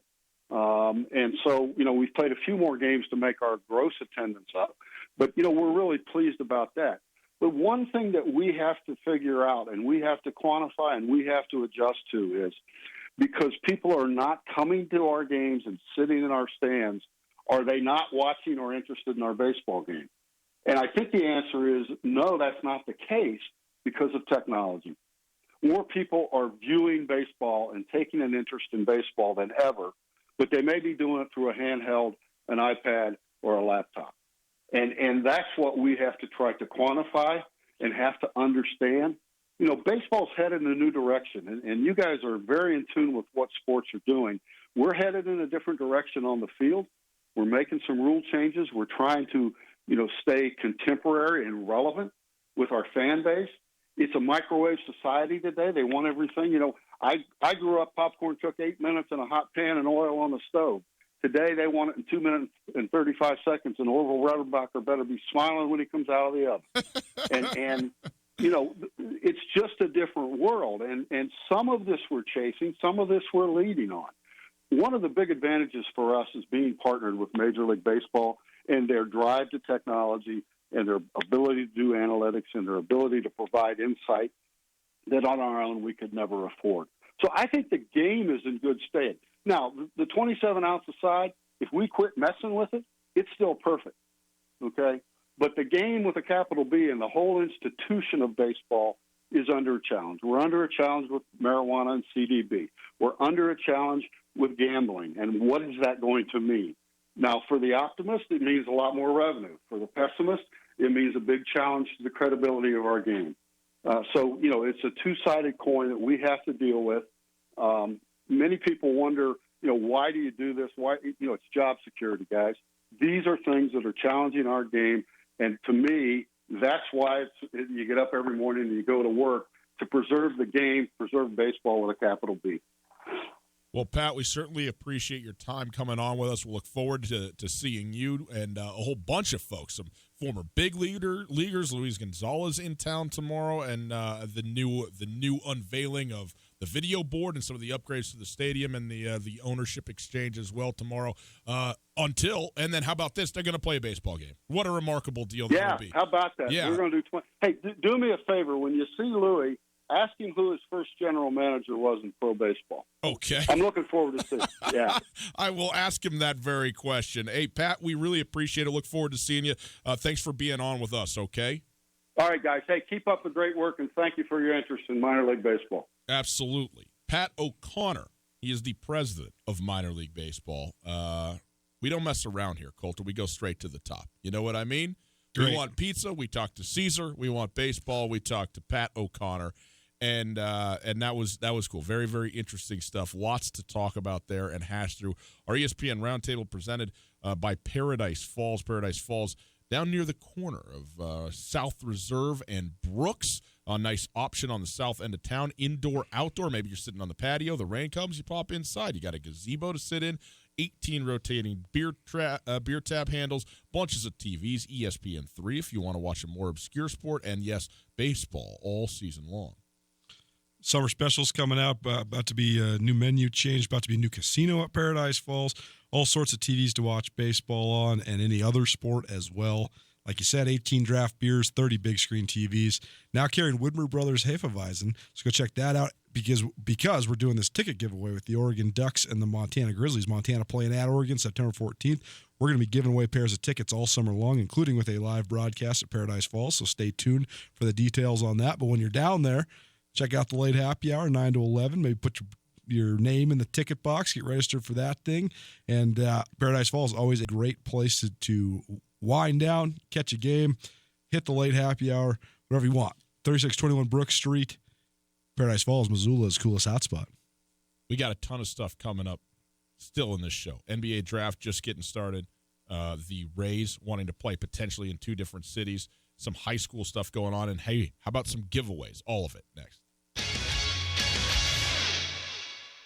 This is Mike Nugent with Berkshire Hathaway Home Services. Berkshire Hathaway provides Western Montana with full-time real estate professionals for you whenever you need us. Our reputation as the state's most knowledgeable and available real estate group has helped build unmatched trust in the Garden City and statewide. If you have been thinking of making a real estate move in the short or long term, give me a call. No pressure, no expectations. Just professional opinions and service at whatever pace you are comfortable with. Give me, Mike Nugent, a call today, 531-1802. And remember, every question is good to ask. ask. Come check out the best late happy hour in town at Paradise Falls, offering $3 microbrews, half-price cocktails and appetizers, and much more. Paradise Falls late happy hour runs from 9 until 11 p.m. Monday through Thursday nights. If you're in the mood for an evening cocktail or you're just getting off the golf course, swing on by 3621 Brook Street. As the days grow longer, come enjoy the sunset on Paradise Falls' spacious back deck while enjoying a beverage. Paradise Falls, located at 3621 Brook Street, open 7 a.m. to midnight. Paradise Falls, Missoula's coolest hotspot.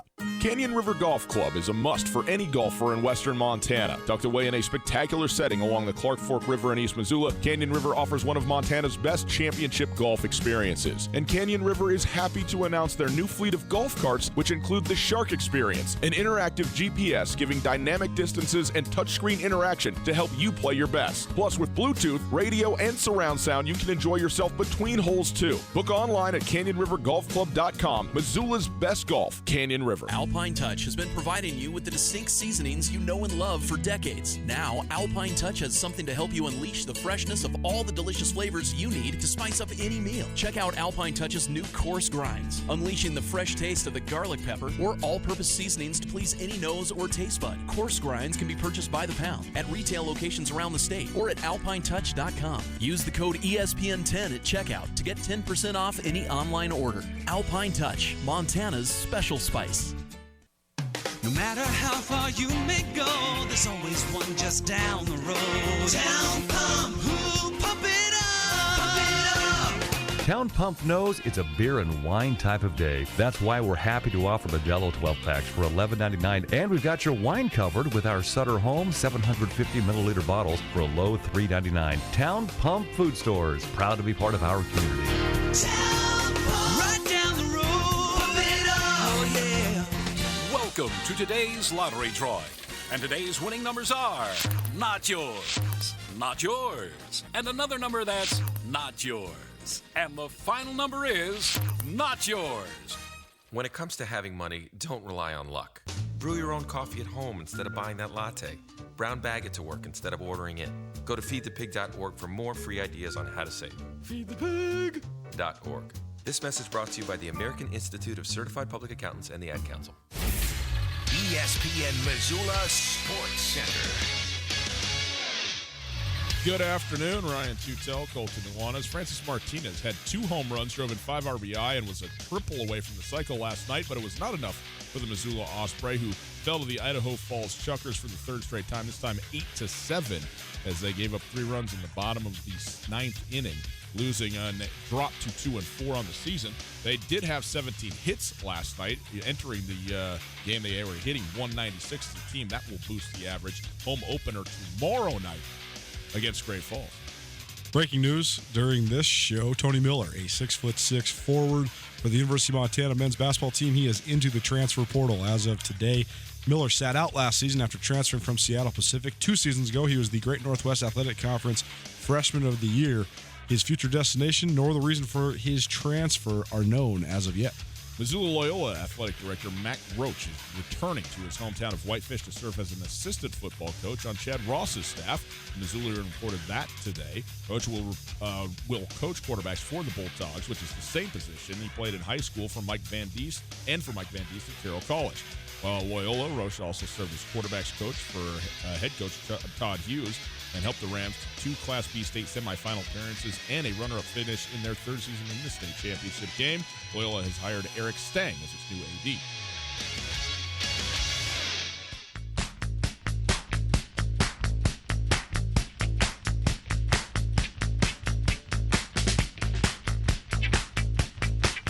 I got a question for you. It might seem obvious. I'm not so sure. It's Tutel Nuanez, 102.9 ESPN Radio, broadcasting live from the Kurtz Polaris studios.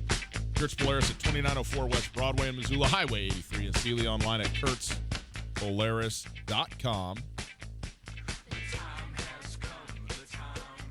You want to call 329-1899. All guests join us via the Rangus Brothers RV phone line. Adam Silver is walking to the podium to open the NBA draft. Where are you watching it?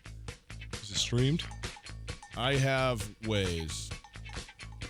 I have login informations to very powerful places that allow me to see things. Coulter, here's my question for you, and I don't want to spend a lot of time with this. Would you rather watch Zion Williamson or Ja Morant? It's an interesting question. Because Zion Williamson's got all the hype, and he is phenomenal to watch. But the little bit that I have seen of Ja Morant, it's can't miss. It's cannot miss basketball. Yeah, I mean, Ja Morant's filthy. But also exciting. Like, there's some guys that are great basketball players, but, like, I don't think anybody's going to say that Tim Duncan isn't one of the greats of all time, and also maybe not fall out of your chair amazing with another 15-foot bank shot. You know what I mean? I totally know what you mean. So, I don't know. I think Ja Morant's a great basketball player, but the way that he plays basketball, it doesn't matter how, well, quote-unquote, well he plays. You're going to see some things and you're going to go, oh, well, I didn't know that was a possibility. His I'm trying to think of a comp. I said Trae Young and De'Aaron Fox earlier, but he's so much more explosive, which is crazy to say because De'Aaron Fox, with John Wall out, De'Aaron Fox is the fastest player in the NBA.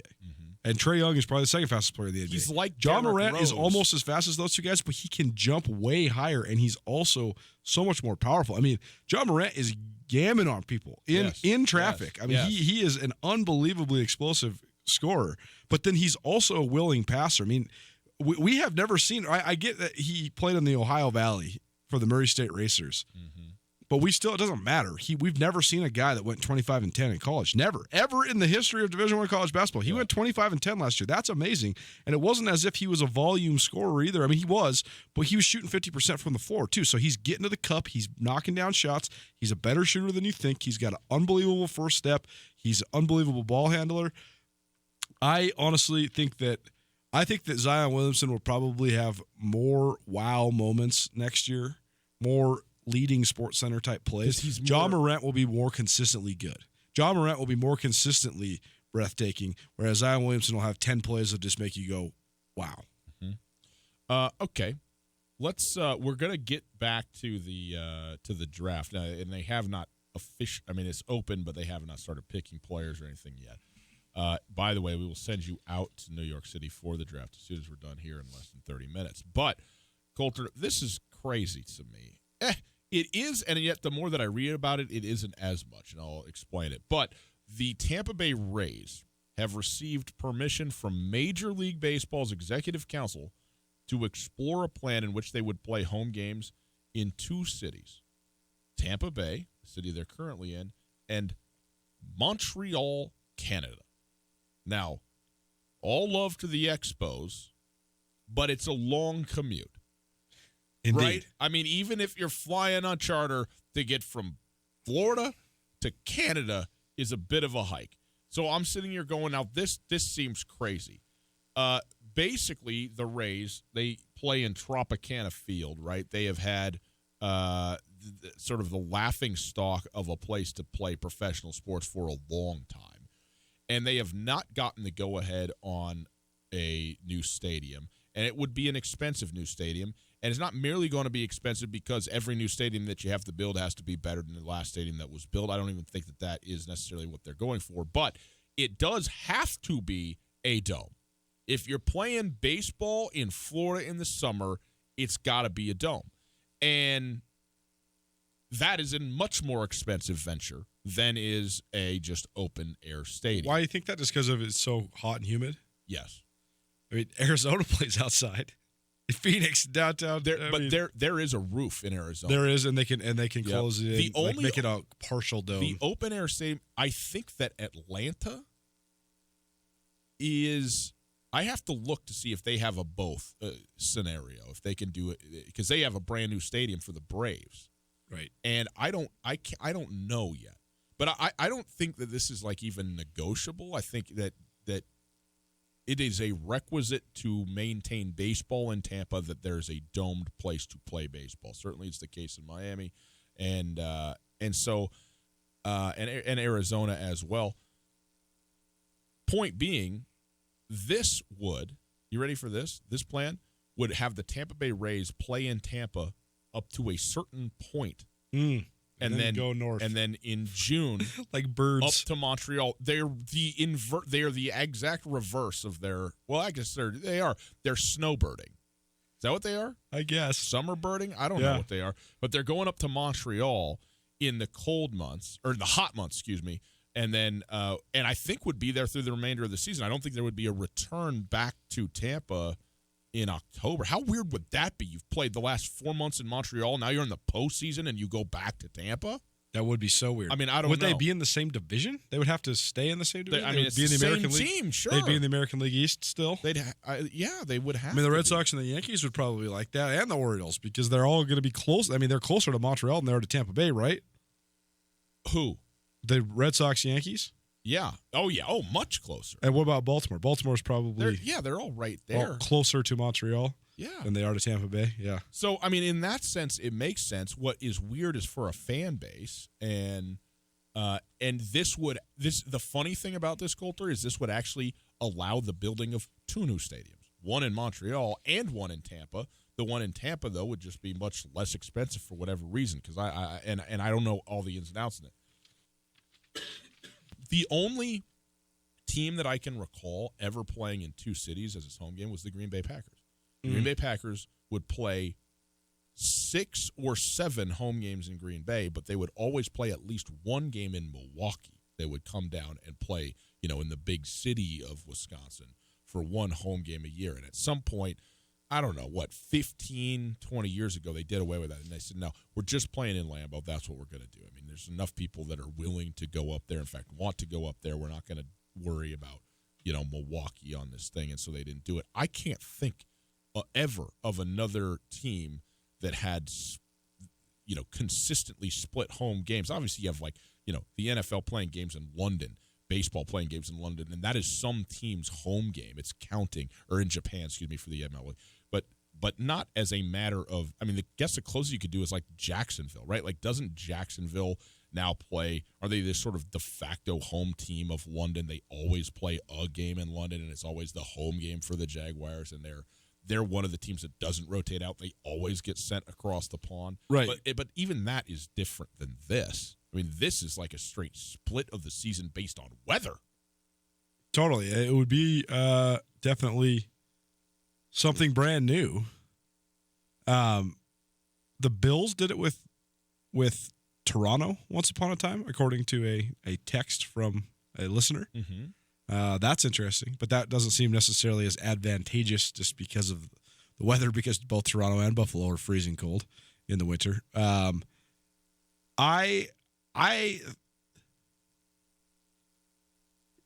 always thought that Tampa Bay was a weird fit when they formed the Rays, and that was the newest expansion team. Them and the Diamondbacks joined Major League Baseball. Those are the 2 most recent expansion teams, right? Or is it the Rockies? Rockies was before those 2, I believe. I think so. Right?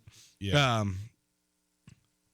Regardless, it just seemed like a weird fit all along. I never understood why the Expos left. They couldn't get a stadium built. And their attendance was poor down the stretch. They were bad. They and were I think bad. also Washington. Well, they also traded away, they traded away Grady Sizemore, Cliff Lee, Vladimir Guerrero, Pedro Martinez, Jose Vidro. Well, all-star. And I think it was also as much leaving a place as it was going to a place. Washington having baseball is great. I love the fact that there's a team in Washington. By the way, breaking news. The New Orleans Pelicans, Coulter, Ja Morant. Wow. No, I'm kidding with you. Oh, wow. You did. You got me. And then I looked on my tracker and I was like, oh, it's Zion. It's Zion Williamson. That's crazy. Zion Williamson, number 1 overall to the New Orleans Pelicans. And very nice white on cream. No tie. I like this look. See, sometimes these guys, they want to go out and get real, bombastic, flamboyant with it. This is a great look on Zion Williamson, I think. And Zion, the big fella, taking number 1 overall. You know what's crazy, man? And I'm looking at him here, and he's with his mom, and he's getting pretty emotional and everything like that as he's being talked to and so forth. Zion Williamson's known that he's going to be the number 1 pick. It's the end of the college season, say, okay?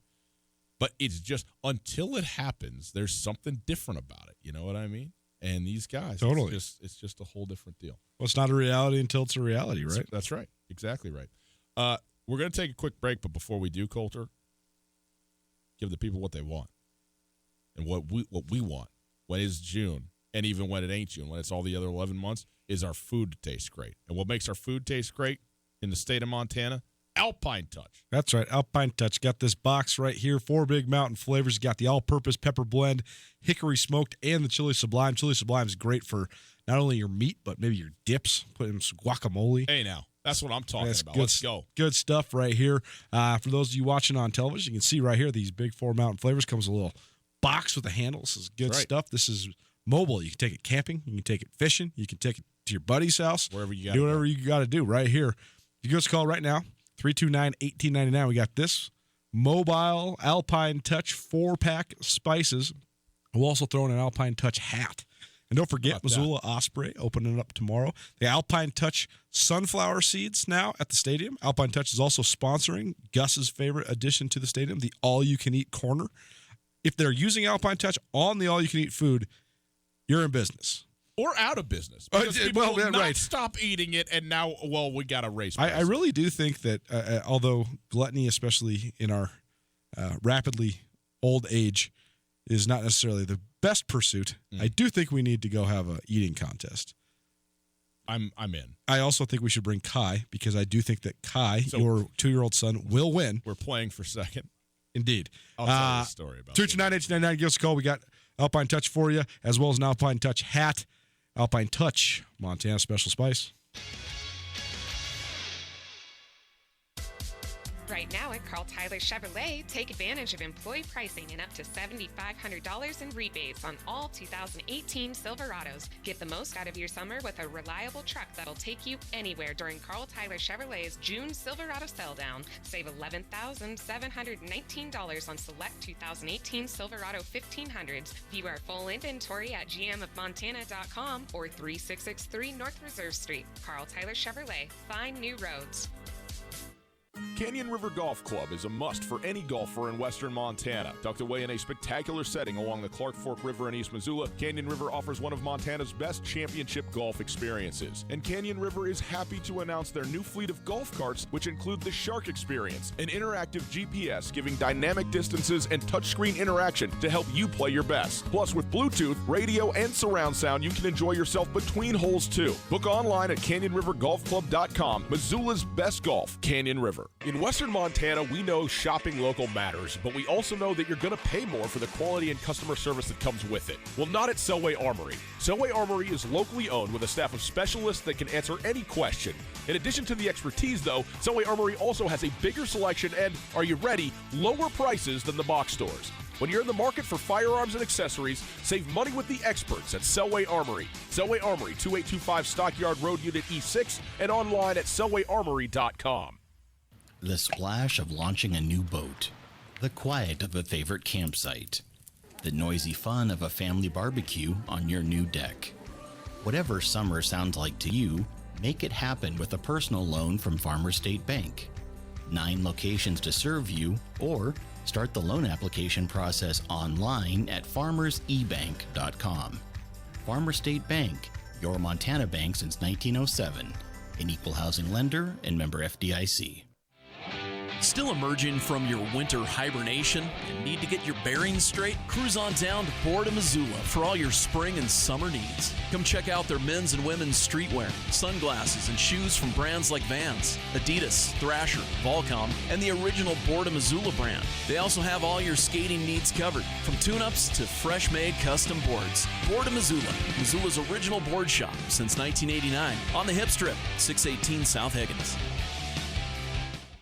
Tutel Nuanez will be live from the Intermountain Champions Cup Soccer Tournament this Friday, 4 to 6 p.m. at Fort Missoula. The Missoula Strikers hosted tournament lasts all weekend and expects to draw over 4,000 players and spectators representing 100 boys and girls soccer teams ages 10 through 19 from throughout the northwestern United States and southwestern Canada. Thanks to Southgate Mall for sponsoring Tutel Nuanez live at the Intermountain Champions Cup. Tune in this Friday or come to Fort Missoula to say hi to us and watch some excellent youth soccer.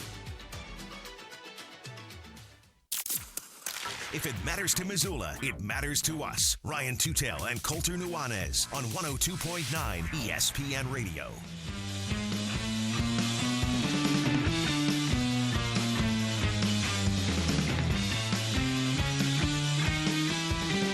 Tutel and Nuanez, live on the stream at 1029ESPN.com. The stream is available thanks to Opportunity Bank, your local bank, your opportunity. Now from the Kurtz Polaris studio, here is Ryan Tutel and Colter Nuanez. Ja Morant is a Memphis Grizzly. The Knicks on the clock. It is Tutel and Nuanez, 1029 ESPN Radio, broadcasting live from the Kurtz Polaris studios. Kurtz Polaris at 2904 West Broadway in Missoula, Highway 83 in Sealy, online at KurtzPolaris.com. You can find us on the World Wide Web, 1029ESPN.com as well. That's where you can listen to the podcast, rate it, review it, subscribe to it, listen to it. It's there for you. Brought to us by the Wingate by Wyndham Hotel. Ja Morant is a Memphis Grizzly. And 2 for 2, Colter. You want to hear some insight on the NBA? Just listen to me. I got it all. Who knew that it was going to go Zion and Ja? Me, baby. Very godlike names, right? Zion and Ja. I mean, that's like, we're biblical names. Getting into it. Love it. Half the names out there are biblical names, right? RJ, maybe not so much. No. You know how many RJs out there fighting battles? Text from Kyle Sample, friend of the show. Yes. Loyal friend of ours. Said, this is from an ESPN story. Two cities sharing a same team isn't entirely novel. The Expos played 22 home games in Puerto Rico, 2003. Kansas City, Missouri, and Omaha, Nebraska split games with the NBA's Kings in the 70s. But the viability of long-term success remains a question. Kansas City and Omaha? Kansas City and Omaha. Okay, so how far? They're not that far apart, are they? No. So and that kind of makes I kind of like that where you're trying to get two states. I don't know, like rural states. Although it's a question too, because we know, like, if you tried to do Bismarck and Miles City, nah, ain't happening. Right. You want to be the friend of everybody. You're the friend of nobody. So, true. But this isn't that. This is strictly like a weather-related deal. I would think that the Expos would be thrilled about it. Here, you want me to go real optimistic on this thing? You get a team back in Montreal, and all the old Expos fans are ecstatic, even though it's only, say, 40 games a year. And the Tampa Bay Rays, who draw no one to their games, go, well, we only got 40 games. Maybe we should go, and maybe they get that thing up to 10,000 people a game. Maybe that's the deal. Yeah, it's interesting. Have we ever seen a straight retraction? Where just a team is just, hey, we're not a team here anymore. Instead of moving, but as any pro sport ever. The AF! Retraction. Because there's a moment, I actually think baseball has refortified itself, and I do think that there's enough good players to fill out all the teams in Major League Baseball right now. But there was a moment where I think that there just wasn't enough good players. Just a dearth of talent. I think that was the most underrated part of the quote-unquote steroid era. I think that there was not only a bunch of guys juicing, but I think that there was just a bunch of not really that good of pitchers that were getting starts at the Major League level, or that were pitching in Major League games that just weren't that good, and they're just throwing meatballs. Spike Lee's clapping. You want to know why? Why? Because his Knicks just picked R.J. Barrett. Nice. 3 for 3 over here. Nice. R.J. Barrett and Kevin Durant. Nice combo. I wonder if R.J. Barrett and Kyrie Irving are friends. Who's even on the Knicks anymore? Who do the Knicks... Kevin Knox. Who do the Knicks send the unicorn down to Dallas for? Anyone? They get anything for that? I can't even remember. God, how crazy is it that the Knicks are that irrelevant? We don't even know who Dirk Nowitzki was traded. Dennis Smith Jr. Why was that? Why did that happen? Why did that happen? Yeah. Because they're the Knicks. They traded, I mean, who else would trade the unicorn? The Knicks. I think they were worried about his health. Also, Dennis Smith was being a malcontent because he wants to be the man. And okay, Luka Doncic stole his shine. So you traded a great talent for a malcontent. That's what you wanted to do. That's how the Knicks roll. Right now, the Knicks starting lineup was. Porzingis injured. He's not. I mean, they also traded DeAndre Jordan in that trade. Imagine how to the Knicks. The Mavs did. Oh, because DeAndre Jordan signed the big contract to leave LA to go to the Mavs, and then he's just been completely and utterly irrelevant without Chris Paul. Here's the Knicks starting lineup right now: Dennis Smith Jr., Alonzo Trier, Kevin Knox, Noah Vonleh, and DeAndre Jordan. Insert RJ Barrett, still a 30-win team. Oh, I mean, don't go too long on them. They went 17-65 last year. That's not a 30-win team, bud. Well, once they get Kyrie Irving and Kevin Durant, they might be. Dude, give me over under 30 all day long. With just that team, or if they add somebody? With that team. Yeah. With RJ Barrett. Yeah, no doubt. Though I mean, yeah, that's the worst team in the NBA. I mean, if they add because Kevin Durant, that team's way worse than the Suns, right? Oh, it's not even close. It is the Suns have 4 players that are better than those guys. I would have to do so much research to see if I could find a team that's worse than that. No, you don't. You only have to look at the other. I mean, Memphis is better than that. Right now, out the gates, Jarius Jackson Jr. and John Morant, they're better. Okay. The Suns are better. With Devin Booker, DeAndre Ayton, Josh Jackson, better. Orlando's better. Orlando made the playoffs this year. They're not even in the that's not even in the conversation. They didn't even have Mo Bamba going. No. I mean, the Kings are no longer a doormat. I can't wait for Mo to get going, dude. He's got too many interests. Yeah. He's too smart. Just enough. The LeBron James Mo Bamba conversation on the shop was classic. Yeah.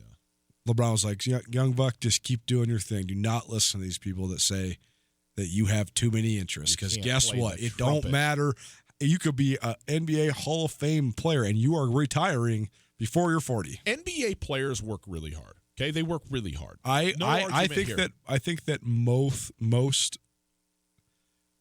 some NBA players. But just let me ask you this: they work hard when they're working. Okay, it's a lot. But how much downtime do you have during the season when you're an NBA player? Well, I think that's the biggest difference. I really think that there's guys that put in the required amount of work, which at the professional level is 3 to 4 hours a day.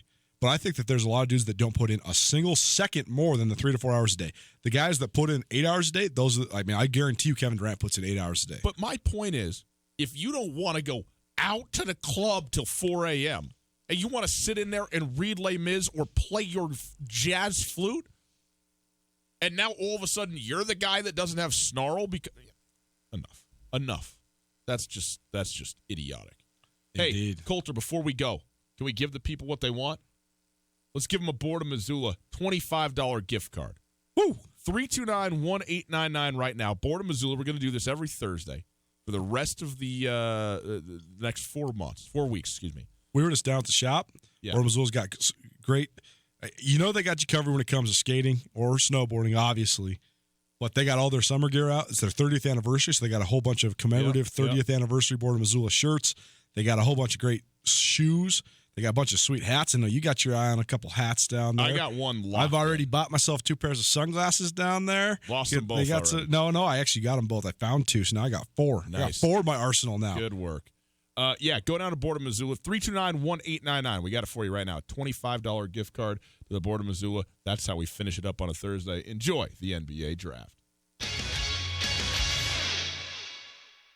Canyon River Golf Club is a must for any golfer in western Montana. Tucked away in a spectacular setting along the Clark Fork River in East Missoula, Canyon River offers one of Montana's best championship golf experiences. And Canyon River is happy to announce their new fleet of golf carts, which include the Shark Experience, an interactive GPS giving dynamic distances and touchscreen interaction to help you play your best. Plus, with Bluetooth, radio, and surround sound, you can enjoy yourself between holes too. Book online at CanyonRiverGolfClub.com. Missoula's best golf, Canyon River. We ate a lot of steaks before we came up with the Montana Club's Private Reserve Cut Angus. It's as good a steak as you're going to get. Our Private Reserve Cut Angus is specially cut for us. And with our custom seasoning, it has a flavor that's absolutely incomparable. We're confident that it will satisfy the most discriminating steak customer for an unrivaled steak experience. Real Montana, real food. The Montana Club on Brooks and North Reserve, Missoula. Les Schwab is proud to introduce 2 of our best tires ever just in time for summer. There's our exclusive open range AT that we believe is our quietest, smoothest, and best all-season traction tire ever. Or the Reputation, our exclusive high-mileage premium passenger tire. Get $50 off alignment when you purchase a set of 4 open range AT or Reputation tires. Book an appointment today at leschwab.com. Les Schwab Tires. Doing the right thing matters. Cannot be combined with other offers. Limited time only. See details at leschwab.com. On Russell, across from the fairgrounds. No matter how far you may go, there's always one just down the road. Town Pump, who'll pump it up? Pump it up. When you're thirsty, Town Pump has your back. Stop in today for Miller and Coors 18-pack cans for $16.99. We've also got 5-hour energy shots, 2 for $5. Town Pump Food Stores, proud to be part of our community.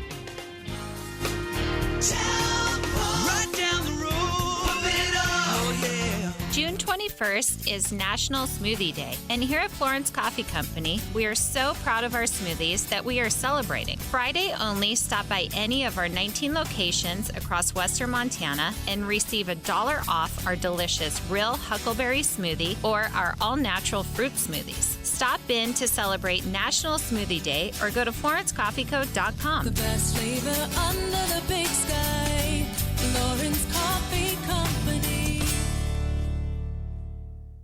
Hey folks, Ryan Tutel here, and I'm with Josh of the Advocates Injury Attorneys. Josh, what are people left dealing with after an accident? Well, quite a few things, actually. We see people that are in pain, they still need to get to work, they need to raise their kids, and now they have to take time to go see doctors and other healthcare providers. They're frustrated with working with the insurance companies and getting the runaround. We'll take on the burden of dealing with the insurance company so you can get the best settlement possible and get back to your life. Find your advocate online at montanaadvocates.com. There are a lot of lawyers. You deserve an advocate. ESPN Radio for Western Montana, KKVU HD3 Stevensville, and 102.9 FM on K275BS Missoula.